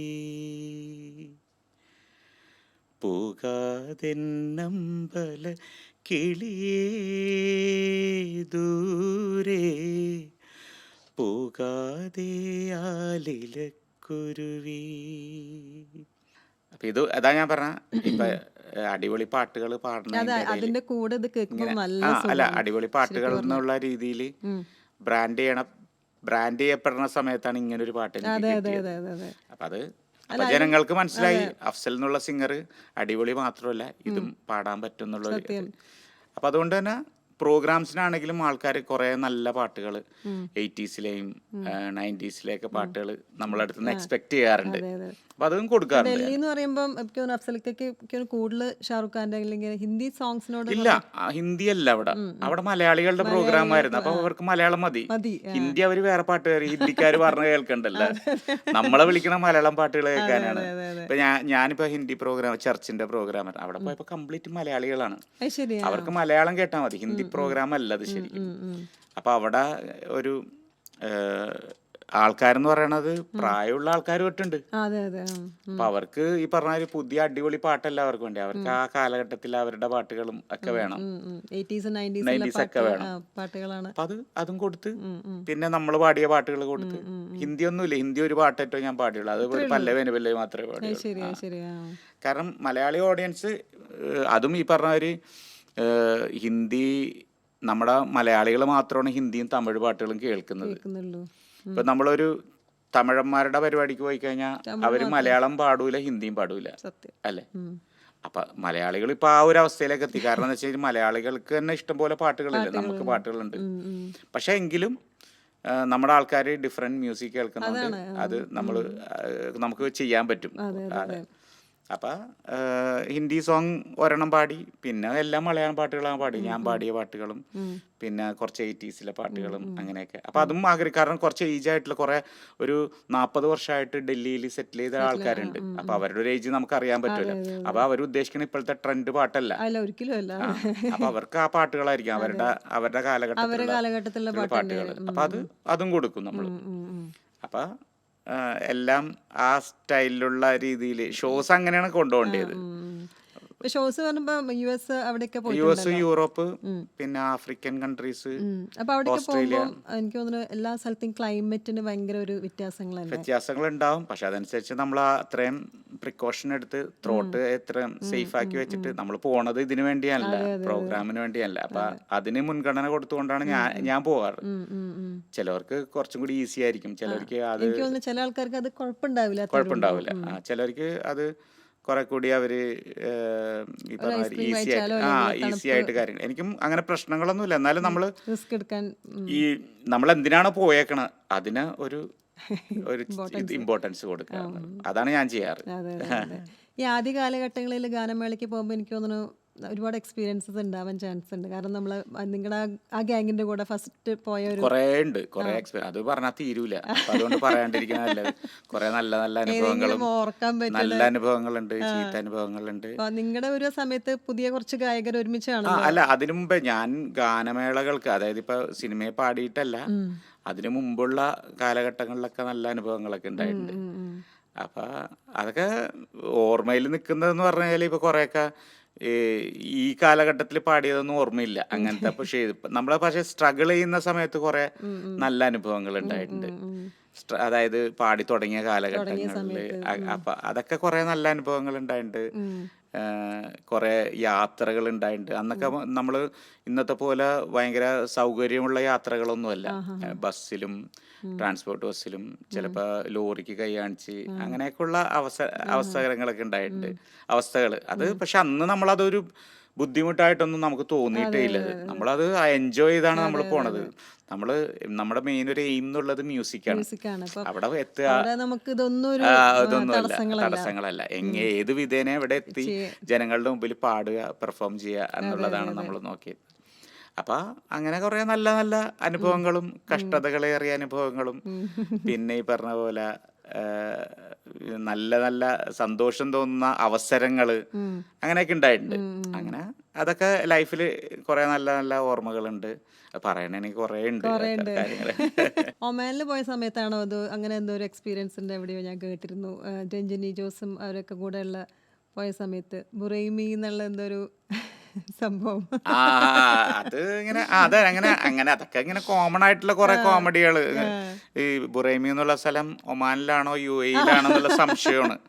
അത് അങ്ങനെയൊക്കെയുള്ള കുറെ അങ്ങനെ അതായത് ആ ടൈമിലുള്ള കുറെ സന്തോഷങ്ങളും കോമഡികളൊക്കെയാണ്. പക്ഷെ അങ്ങനെ നല്ല അത് ഇങ്ങനെ രസമായിരിക്കും ഇഷ്ടം. അന്ന് ഒരു ഫ്രഷ് ആ ഫ്രഷ് അതെ ആൾക്കാരുടെ അതെ കൂടെയൊക്കെ അങ്ങനെ ആദ്യത്തെ പോയിട്ട് ട്രിപ്പ് നമ്മൾ എന്നൊക്കെ ആ പറയുമ്പോൾ. ആ ടൈമിൽ എല്ലാവരും പുതിയൊരു ജനറേഷൻ വന്ന സമയം. ഇപ്പൊ ജോത്സ്ന, റീമി, ഞാൻ, വിധു, അങ്ങനെ കുറെ സിംഗേഴ്സ് വന്ന സമയത്ത് MJ ചന്ദ്രന്റെ പ്രോഗ്രാമിനും മോഹൻസിത്താരുടെ പരിപാടിക്കൊക്കെ ഞങ്ങൾ ഇങ്ങനെ എല്ലാ സിംഗേഴ്സ് ആയിട്ട് പോയിട്ടുണ്ട്. അപ്പൊ അങ്ങനെ ആ കാലഘട്ടത്തിലൊക്കെ ഇങ്ങനെ കുറെ തമാശകളും ഇങ്ങനെ ഒക്കെ ഉണ്ടായിട്ടുണ്ട്. അതൊക്കെ ഇപ്പൊ പറഞ്ഞപ്പോഴാണ് എനിക്ക് ഓർമ്മ വന്നത്. അല്ല അതിന് മുന്നത്തെ കാലഘട്ടം എന്ന് പറഞ്ഞാൽ ദാസ് സാറും അല്ല അത് അവരുടെ കൂടെ നമ്മൾ പോണില്ലല്ലോ. അതല്ല അത് കഴിഞ്ഞിട്ടുള്ള നെക്സ്റ്റ് നെക്സ്റ്റ് ജനറേഷൻ ജനറേഷൻ അത് നിങ്ങളുടെ നമുക്ക് ഫുള്ളൊരു ഗ്യാങ് ഗ്യാങ് വന്നത്. അപ്പൊ അത് നന്നായിട്ട് എൻജോയ് ചെയ്ത് ആ ഒരു കാലഘട്ടം നന്നായിട്ട് എൻജോയ് ചെയ്തിട്ടുണ്ട്. അല്ല എനിക്ക് പക്ഷെ അതിനേക്കാളും കൂടുതൽ എൻജോയ്മെന്റും ഒരു ഓർമ്മകളുള്ളത് അതിന് മുമ്പത്തെ കാലഘട്ടമാണ്. അത് ശരിയാ. നമ്മൾ സ്ട്രഗിൾ ചെയ്യുമ്പോഴുള്ള സ്ട്രഗിളിങ്ങിന്റെ കാലഘട്ടം അത് ഭയങ്കര രസമായിരുന്നു. അതെ അതിനൊരു എന്താ പറയാ പ്രത്യേക ഒരു സുഖമാണ്. ഒരു നൊമ്പരം ഒരു അതിന്റെ ഒരു അതെ അതെ ഒരു വേദനയുടെ ഒരു രസമുണ്ട്. സത്യം സത്യം. അതാണ് എനിക്കിഷ്ടം. ഇപ്പോഴത്തെ നമ്മളൊരു ഫെയിമായി നമ്മളെല്ലാം അറിയണം എന്നുള്ള രീതിയിലുള്ള എത്തുമ്പോഴത്തേക്കും അത് ഓക്കെ നമ്മൾ അക്സെപ്റ്റഡ് ആയി. എന്നാലും പിന്നീട് ഒരു കാലഘട്ടം കഴിഞ്ഞപ്പോൾ ആ ജനങ്ങൾ തന്ന അംഗീകാരത്തിനെ നിലനിർത്തണം എന്നുള്ളതുകൊണ്ട് പിന്നെ നമ്മൾ കൂടുതൽ വർക്ക് ചെയ്യാൻ തുടങ്ങി. അതുകൊണ്ട് പിന്നെ ഇപ്പോഴും വിളിച്ചുകൊണ്ടിരിക്കുന്നു ജനങ്ങൾ. മ്യൂസിക് എന്തെങ്കിലും കമ്പോസ് ചെയ്തിട്ട് ഇല്ലില്ല ഒന്നും ചെയ്തില്ല. ഇല്ല അതിന് ചെയ്യാനുള്ള ഇല്ല അതിനുള്ള പാട്ട് തന്നെ ശരിയാട്ടെ. അതെ മ്യൂസിക് ഡയറക്ടർ പറഞ്ഞു തന്നത് പാടാനുള്ള ഒരു കപ്പാസിറ്റിയിൽ എപ്പോഴും നിൽക്കണം എന്നുള്ളതാണ് എൻ്റെ ആഗ്രഹം. ഏറ്റവും കൂടുതൽ പാട്ടുകൾ ഏത് പാട്ടിനോടാണ് ഏറ്റവും കൂടുതൽ കേൾക്കാൻ താല്പര്യപ്പെടുന്നത്? ഗസൽസ് എല്ലാ ആണോ? ടൈപ്പും അല്ല മ്യൂസിക് എന്ന് പറഞ്ഞു കഴിഞ്ഞാൽ എല്ലാം എൻജോയ് ചെയ്യാനുള്ളതാണ്. ഒരു ആസ് എ മ്യൂസിഷ്യൻ എല്ലാം കേൾക്കണം എന്നുള്ളതാണ് എൻ്റെ ആഗ്രഹം. അതിന് ഏതിന് പ്രാധാന്യം എന്നൊന്നുമില്ല. അടിപൊളിയാണെങ്കിൽ അതിന് ഒരു ചില അടിപൊളി മൂഡിൽ നമുക്ക് നമുക്ക് ഇങ്ങനെ ചില സിറ്റുവേഷൻ അനുസരിച്ച് നമുക്ക് ഇങ്ങനെ അങ്ങനെയൊന്നുമില്ല. ആ ഇപ്പൊ ചിലപ്പോ ഒരു അടിപൊളി കേട്ടിട്ട് അപ്പൊ തന്നെ ഒരു ഗസൽ കേൾക്കാൻ തോന്നിയാൽ കേൾക്കും. കേൾക്കാം. അങ്ങനെയൊന്നുമില്ല. നമ്മുടെ മൈൻഡ് സെറ്റ് ആയിരിക്കണം എന്നുള്ളൂ. അത് ചിലവർക്ക് ചില രീതികളായിരിക്കും. എനിക്കിങ്ങനെ അങ്ങനത്തെ ഒരു ഇതൊന്നുമില്ല. ഏത് മ്യൂസിക്കും എപ്പോൾ കേട്ടാലും എൻജോയ് ചെയ്യാന്നുള്ളതാണ് എൻ്റെ ഒരു രീതി. ഇപ്പൊ പാട്ടുകളുടെ ഇപ്പൊ സിനിമ നോക്കുകയാണെങ്കിൽ പാട്ടുകളുടെ എണ്ണങ്ങള് അല്ല ഒരുപാട് കുറഞ്ഞു. പണ്ടത്തെ നോക്കുകയാണെങ്കിൽ കുറഞ്ഞെന്ന് പറയാൻ പറ്റൂല. കാരണം അനുസരിച്ച് പാട്ടുകൾ ഉണ്ട് ഇഷ്ടം പോലെ. കാരണം വെച്ചാൽ ഇപ്പം നമ്മൾ ഈ പണ്ട് കാലഘട്ടങ്ങളിൽ സിനിമകൾ ഇറങ്ങുമെങ്കിലും പാട്ടുകൾ ഇറങ്ങുമെങ്കിലും നമ്മൾ കേൾവി കുറവായിരുന്നു. പണ്ട് നമ്മൾ ഈ പറഞ്ഞ മാതിരി റേഡിയോയിലൂടെ എങ്ങനെ പാട്ട്. ഇപ്പം അങ്ങനെയല്ലല്ലോ. ഇപ്പോൾ ഒരു പാട്ട് ഇറങ്ങി, ഒരു പാട്ട് കയറി ഹിറ്റായി കഴിഞ്ഞാൽ നമ്മൾ കുറേ കേൾക്കും. സോഷ്യൽ മീഡിയ ഉള്ളതുകൊണ്ട് നമുക്ക് റീൽസ് ആയിട്ട്. അപ്പോൾ കുറച്ച് കാലഘട്ടം കേട്ട് ചിലപ്പോൾ ഒരു മടുപ്പ് വരും നമുക്ക്. പിന്നെ കുറച്ചാൾ ആ പാട്ട് കേൾക്കൂല നമ്മൾ. അടുത്ത പാട്ട് അപ്പോഴത്തേക്കും വരും. പിന്നെ ഈ പാട്ട് കുറേ കാലം കഴിഞ്ഞ് ഒരു 5-6 വർഷം കഴിയുമ്പോഴായിരിക്കും പിന്നെ ഇതൊരു നോർമലി ആൾക്കാർ കേൾക്കാൻ തുടങ്ങുന്നത്. ഒരു സാധാരണ രീതിയിൽ, അതായത് കണ്ടിന്യൂസ് കേൾക്കാതെ ഇടയ്ക്കൊക്കെ ഒന്ന് കേട്ട് ആസ്വദിക്കാം, അങ്ങനെ വരുന്നത്. അപ്പം അങ്ങനെ എനിക്ക് തോന്നുന്നു സിംഗേഴ്സ് ആണെങ്കിലും ഇഷ്ടംപോലെ ആൾക്കാർ വരണ കാരണം ഒരു ഹിറ്റ് പാട്ട് പാടിയ ആളിനെ പിന്നെ അടുത്ത പ്രാവശ്യം നമ്മളത് അങ്ങനല്ല. ഇപ്പൊ എന്താ വെച്ചാൽ ഇപ്പൊ സിംഗേഴ്സ് ഇഷ്ടം പോലെ ഉണ്ട്. നല്ല ടാലന്റഡ് ആയിട്ടുള്ള ഇഷ്ടം പോലെ സിംഗേഴ്സ് ഉണ്ട്. പക്ഷെ അവർക്ക് എവിടെ പാട്ട് സിനിമയിൽ നല്ല പാട്ടുകളുണ്ടാ? അല്ല പാട്ടുകൾ ഉണ്ടാന്ന് വെച്ചാല് പാടുന്നുണ്ട് കുറെ പേര്. പക്ഷെ ഇതെല്ലാം പ്രശ്നങ്ങൾ പറ്റണമെന്ന് വെച്ച് കഴിഞ്ഞാല് നമുക്ക് ഇത്രയും സിംഗേഴ്സ് ഉണ്ടായിട്ട് അവർക്ക് പാട്ടുകൾ കൊടുക്കാനുള്ള സ്പേസ് ഇല്ല നമ്മുടെ ഇവിടെ. എണ്ണങ്ങൾ കുറവാണ്. പക്ഷെ എണ്ണങ്ങൾ കുറവെന്ന് എനിക്ക് പറയാൻ പറ്റില്ല. പാട്ടുകാരുടെ എണ്ണം കൂടുതലാണ് ഇപ്പൊ. പാട്ടുകൾ ഇപ്പോഴും പണ്ടത്തെ പോലെ തന്നെ ഉണ്ട് ശരിക്കും പറഞ്ഞാൽ. പക്ഷെ പാട്ടുകാരുടെ എണ്ണം കൂടി.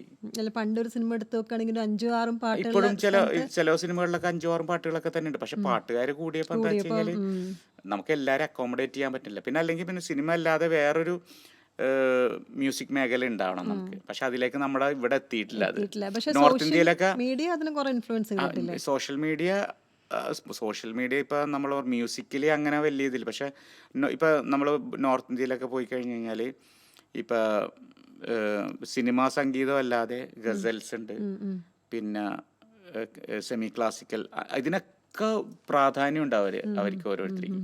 ഇപ്പൊ ഗായത്രി എന്നുള്ള സിംഗർ ഇപ്പൊ ബോംബെയില, നമ്മുടെ ഗായത്രി പറയും അവിടെ ബോംബെയില് സിനിമ മാത്രമല്ല, അവിടെ അല്ലാതെ മ്യൂസിക്കിന് കുറെ ഏരിയകളുണ്ടെന്ന് പറയുന്നത്. അപ്പൊ അത് സ്പേസുകളുണ്ട്. ഇവിടെ അത് എത്തിയിട്ടില്ല നമ്മള്. അപ്പൊ അതായി കഴിയുമ്പോഴത്തേക്കും ഈ പറഞ്ഞ ടാലന്റ്സ്, ഇവിടെയുള്ള ടാലന്റ്സിനൊക്കെ കുറെ അവസരങ്ങൾ ഉണ്ടാവും, അവർക്ക് എന്തെങ്കിലുമൊക്കെ ചെയ്യാനൊക്കെ പറ്റും. എന്നാലും നമ്മൾ ബാക്കിലോട്ട് നോക്കുകയാണെങ്കിൽ ഇപ്പൊ കുട്ടികൾ പാടി കഴിഞ്ഞാൽ തന്നെ ഒരു ബാൻഡ് ഫോം ചെയ്യുക, പിന്നെ അതിപ്പോ നമ്മളിപ്പോ കഴിവുള്ള ആൾക്കാരാണെങ്കിൽ ഇപ്പൊ ലൈവ് ഇപ്പൊ ഒരു പാട്ട് പാടി അപ്പൊ തന്നെ ബാൻഡ് ഫോം ചെയ്ത് കഴിഞ്ഞാല് ജനങ്ങളെ ഏറ്റെടുക്കണമെന്നില്ല. നമ്മുടെ പെർഫോമൻസ് പോലെ ഇരിക്കും. നമ്മുടെ ജനങ്ങളെ എങ്ങനെ അതിനും സോഷ്യൽ മീഡിയ ഒരു കുറെ അവർ ഇൻഫ്ലുവൻസ് ചെയ്ത് അവർക്ക് വേണമെങ്കിൽ നേരെ തന്നെ സോഷ്യൽ മീഡിയയിൽ ഇട്ടിട്ട് ചെയ്യാൻ ജനങ്ങൾക്ക് പറ്റും. പക്ഷെ എത്തിക്കാനുള്ളൊരു സോഷ്യൽ മീഡിയ ഒരു മീഡിയം എന്ന് മാത്രമേ ഉള്ളൂ. കാരണം ഇപ്പൊ സോഷ്യൽ മീഡിയ കണ്ടിട്ട് നമ്മള് അവരെ ലൈവില് വിളിച്ചു കഴിഞ്ഞാല് അവര് ലൈവില് സക്സസ് ആവണമെന്നില്ല. അങ്ങനെ ആവോ? അതെ അതെ, സത്യമാണ്. ഇപ്പൊ നമ്മളിപ്പോ നേരത്തെ എൻ്റെ അടുത്ത് പറഞ്ഞു, കാരണം ഇപ്പൊ അഫ്സൽക്ക പാടുന്നത് ഒരു അടിപൊളി കാണുന്നുണ്ട്, നമ്മൾ കാണുന്നോണ്ട് മാത്രമായില്ല, നമ്മൾ അനുഭവിക്കുമ്പോഴാണ് അതിനൊരു സുഖം ഉണ്ടാവുള്ളൂ, അല്ലെ? ഇപ്പൊ ഒരു ഇത്രയും സൗണ്ട് സിസ്റ്റവും ഓർക്കസ്ട്രയും ഒക്കെ ഇരുന്നിട്ട് നമ്മൾ നേരിട്ട് കേൾക്കുമ്പോഴാണ് ഒരിതാണ്. ഇതിൽ കണ്ടു കഴിഞ്ഞാൽ നമുക്കൊന്നും മനസ്സിലാവില്ല. അതില് കുറെ നമ്മൾ ചിലപ്പോ ഒറിജിനൽ വോയിസ് തന്നെ അല്ലായിരിക്കും, ചിലപ്പോ റെക്കോർഡഡ് ആയിരിക്കും നമ്മൾ ഇടുന്നത്. അതങ്ങനെയാണ് വരുന്നത്, ഇപ്പൊ എല്ലാം അങ്ങനെയാണ് വരുന്നത്. അപ്പൊ ഒരു ലൈവ് പെർഫോമർ എന്നുള്ളത് നമ്മൾ നേരിട്ട് തന്നെ പോയി കണ്ട് അനുഭവിച്ചിട്ടാണ് അതിനെ കുറിച്ചുള്ള ഒരു ധാരണ വരും. ആ ഒരു സിംഗറുടെ ഒരു കാലിബർ എന്താണെന്നുള്ളത് അപ്പോഴേ മനസ്സിലാക്കാൻ പറ്റുള്ളൂ. അല്ലാതെ നമ്മള് ഒരു പാട്ട് പാടി ബാൻഡ് തുടങ്ങി അത് സോഷ്യൽ മീഡിയ ഇട്ട് കഴിഞ്ഞാല് ആ ഒരു കാലഘട്ടങ്ങളാണ് ഇതിപ്പോ നമുക്ക് അതിപ്പോ കാലഘട്ടം എന്ന് പറഞ്ഞു കഴിഞ്ഞാല് അതാണ് സോഷ്യൽ മീഡിയയുടെ ഒരു ഇത് ഇൻഫ്ലുവൻസ്. പോസിറ്റീവ് ഉണ്ട്, അതന്നെ. ഇപ്പൊ അറിയാലോ, ഇപ്പൊ നമ്മള് ഒരു സാധനം സോഷ്യൽ മീഡിയ ഇട്ട് കഴിഞ്ഞാല് അതിന് നെഗറ്റീവ് കമന്റ്സും ഉണ്ടാവും, പോസിറ്റീവ് കമന്റ്സും ഉണ്ടാവും. അതെ, കണ്ടന്റ് ഉണ്ടാക്കാന്നുള്ള മാത്രമേ. ഇപ്പൊ നമ്മുടെ ഇന്റർവ്യൂ അത് തന്നെയല്ലേ? സത്യം. അല്ലാതെ പുതിയ ആൾക്കാർക്ക് സോഷ്യൽ മീഡിയ ഇപ്പൊ ഞാൻ പറഞ്ഞ കാര്യങ്ങൾ ഇതിനു മുമ്പുള്ള കുറെ ഇന്റർവ്യൂല് ഞാൻ പറഞ്ഞ കാര്യങ്ങൾ തന്നെ. പക്ഷെ അത് കുറെ പേര് കേൾക്കാത്തവരുണ്ടാവും, ഇഷ്ടംപോലെ ആൾക്കാരുണ്ട്. അല്ല, കേൾക്കാത്തവരുണ്ടാവല്ലോ ഒന്നുമല്ല, കേൾക്കാത്തവർക്ക് വേണ്ട പുതിയ ചിലപ്പം ഒന്നുമില്ല. ഞാൻ പറഞ്ഞ കാര്യങ്ങൾ തന്നെയാണ് ഇപ്പോഴും പറഞ്ഞോണ്ടിരിക്കുന്നത്. വേറൊരു ഇന്റർവ്യൂ എടുത്താൽ ഇതൊക്കെ തന്നെ ഞാൻ പറഞ്ഞേക്കാം. സമയം മാറുന്നു, ചോദിക്കുന്ന ആളും മാറുന്നു അത്രേ ഉള്ളൂ. വേറെ പിന്നെ പുതിയതൊന്നും പറയാനൊന്നുമില്ലേ. എന്തെങ്കിലുമൊക്കെ കുറച്ചും കൂടിയൊക്കെ കഴിഞ്ഞ് എന്തെങ്കിലുമൊക്കെ ചെയ്യാൻ പറ്റില്ല. AR റഹ്മാന്റെ പാട്ട് പാട്, അല്ലെങ്കിൽ വേറെ ഹിന്ദി സിനിമയിൽ പാട്, അങ്ങനെയൊക്കെ ആണെങ്കിൽ നമുക്ക് എന്തെങ്കിലും പറയും. ഇത് അവിടെ ഒന്നും എത്തിയിട്ടില്ല ഇപ്പോഴും. പണ്ടയിലൊക്കെ ഒന്നുമില്ല, താല്പര്യമില്ല. പടത്തില് ചെയ്തിട്ടുണ്ടല്ലോ, മമ്മൂക്കാട് ഒരു പടത്തില് ഇല്ല, ചെയ്തിട്ടില്ല. പാടിയിട്ട് പാട്ടുകാരനല്ലേ, പാട്ടുകാരൻ എന്നുള്ള രീതിയിൽ, അല്ലാണ്ട് അഭിനയിക്കാൻ ക്യാരക്ടറായിട്ടൊന്നും ഞാൻ നിന്നിട്ടില്ല. അതിനോട് താല്പര്യമില്ല. അല്ല, നമുക്കൊരു പണി പറഞ്ഞിട്ടുണ്ട്, അത് മര്യാദക്ക് ചെയ്യാൻ. ഹിഡൻ ടാലൻസ് ആണല്ലോ അതൊക്കെ. എനിക്ക് ടാലന്റ് ഇല്ല. എനിക്ക് പാട്ട് പാടാനുള്ള ഒരു ടാലന്റ് ഉണ്ട്. അതിനെ നമ്മള് ഇങ്ങനെ തേച്ച് മിനുക്കി കൊണ്ടുപോകാന്നുള്ള. പാട്ടല്ലാണ്ട് വേറെ പാടുക എന്നുള്ളതാണ് എന്റെ ഹോബി. വേറൊരു ഹോബീസും ഇല്ല. പിന്നെ ഹോബീസ് എന്ന് പറഞ്ഞാൽ ഗെയിംസ് കാണുക എന്നുള്ള, ഫുട്ബോള്, ക്രിക്കറ്റ് കാണുക, കളിക്കൊന്നുമില്ല, കാണുക എന്നുള്ളൂ. അത് ഫ്രീ ഉള്ള ടൈം ആണെങ്കിൽ കുറച്ചു നേരം ഫുട്ബോളും ക്രിക്കറ്റൊക്കെ കാണും. അത്ര അതിനും സമയം കിട്ടാറില്ല. ഷോസ് ഒക്കെ വരുമ്പോ അങ്ങനെ പോകും. ഫാമിലിയുടെ ഒക്കെ എങ്ങനെയാണ്? ഫാമിലിയൊക്കെ സുഖമായിട്ടിരിക്കണം. അതും എല്ലാവർക്കും അറിയാം എന്റെ ഫാമിലിനെ കുറിച്ച്. എനിക്ക് 4 മക്കളുള്ള വേറെ ഇന്റർവ്യൂല് ഞാൻ പറഞ്ഞിട്ടുണ്ട്. അതേപോലെ ഇപ്പോഴും 4 മക്കളാണ്, വേറെ പുതിയ കുട്ടികളൊന്നും ആയിട്ടില്ല.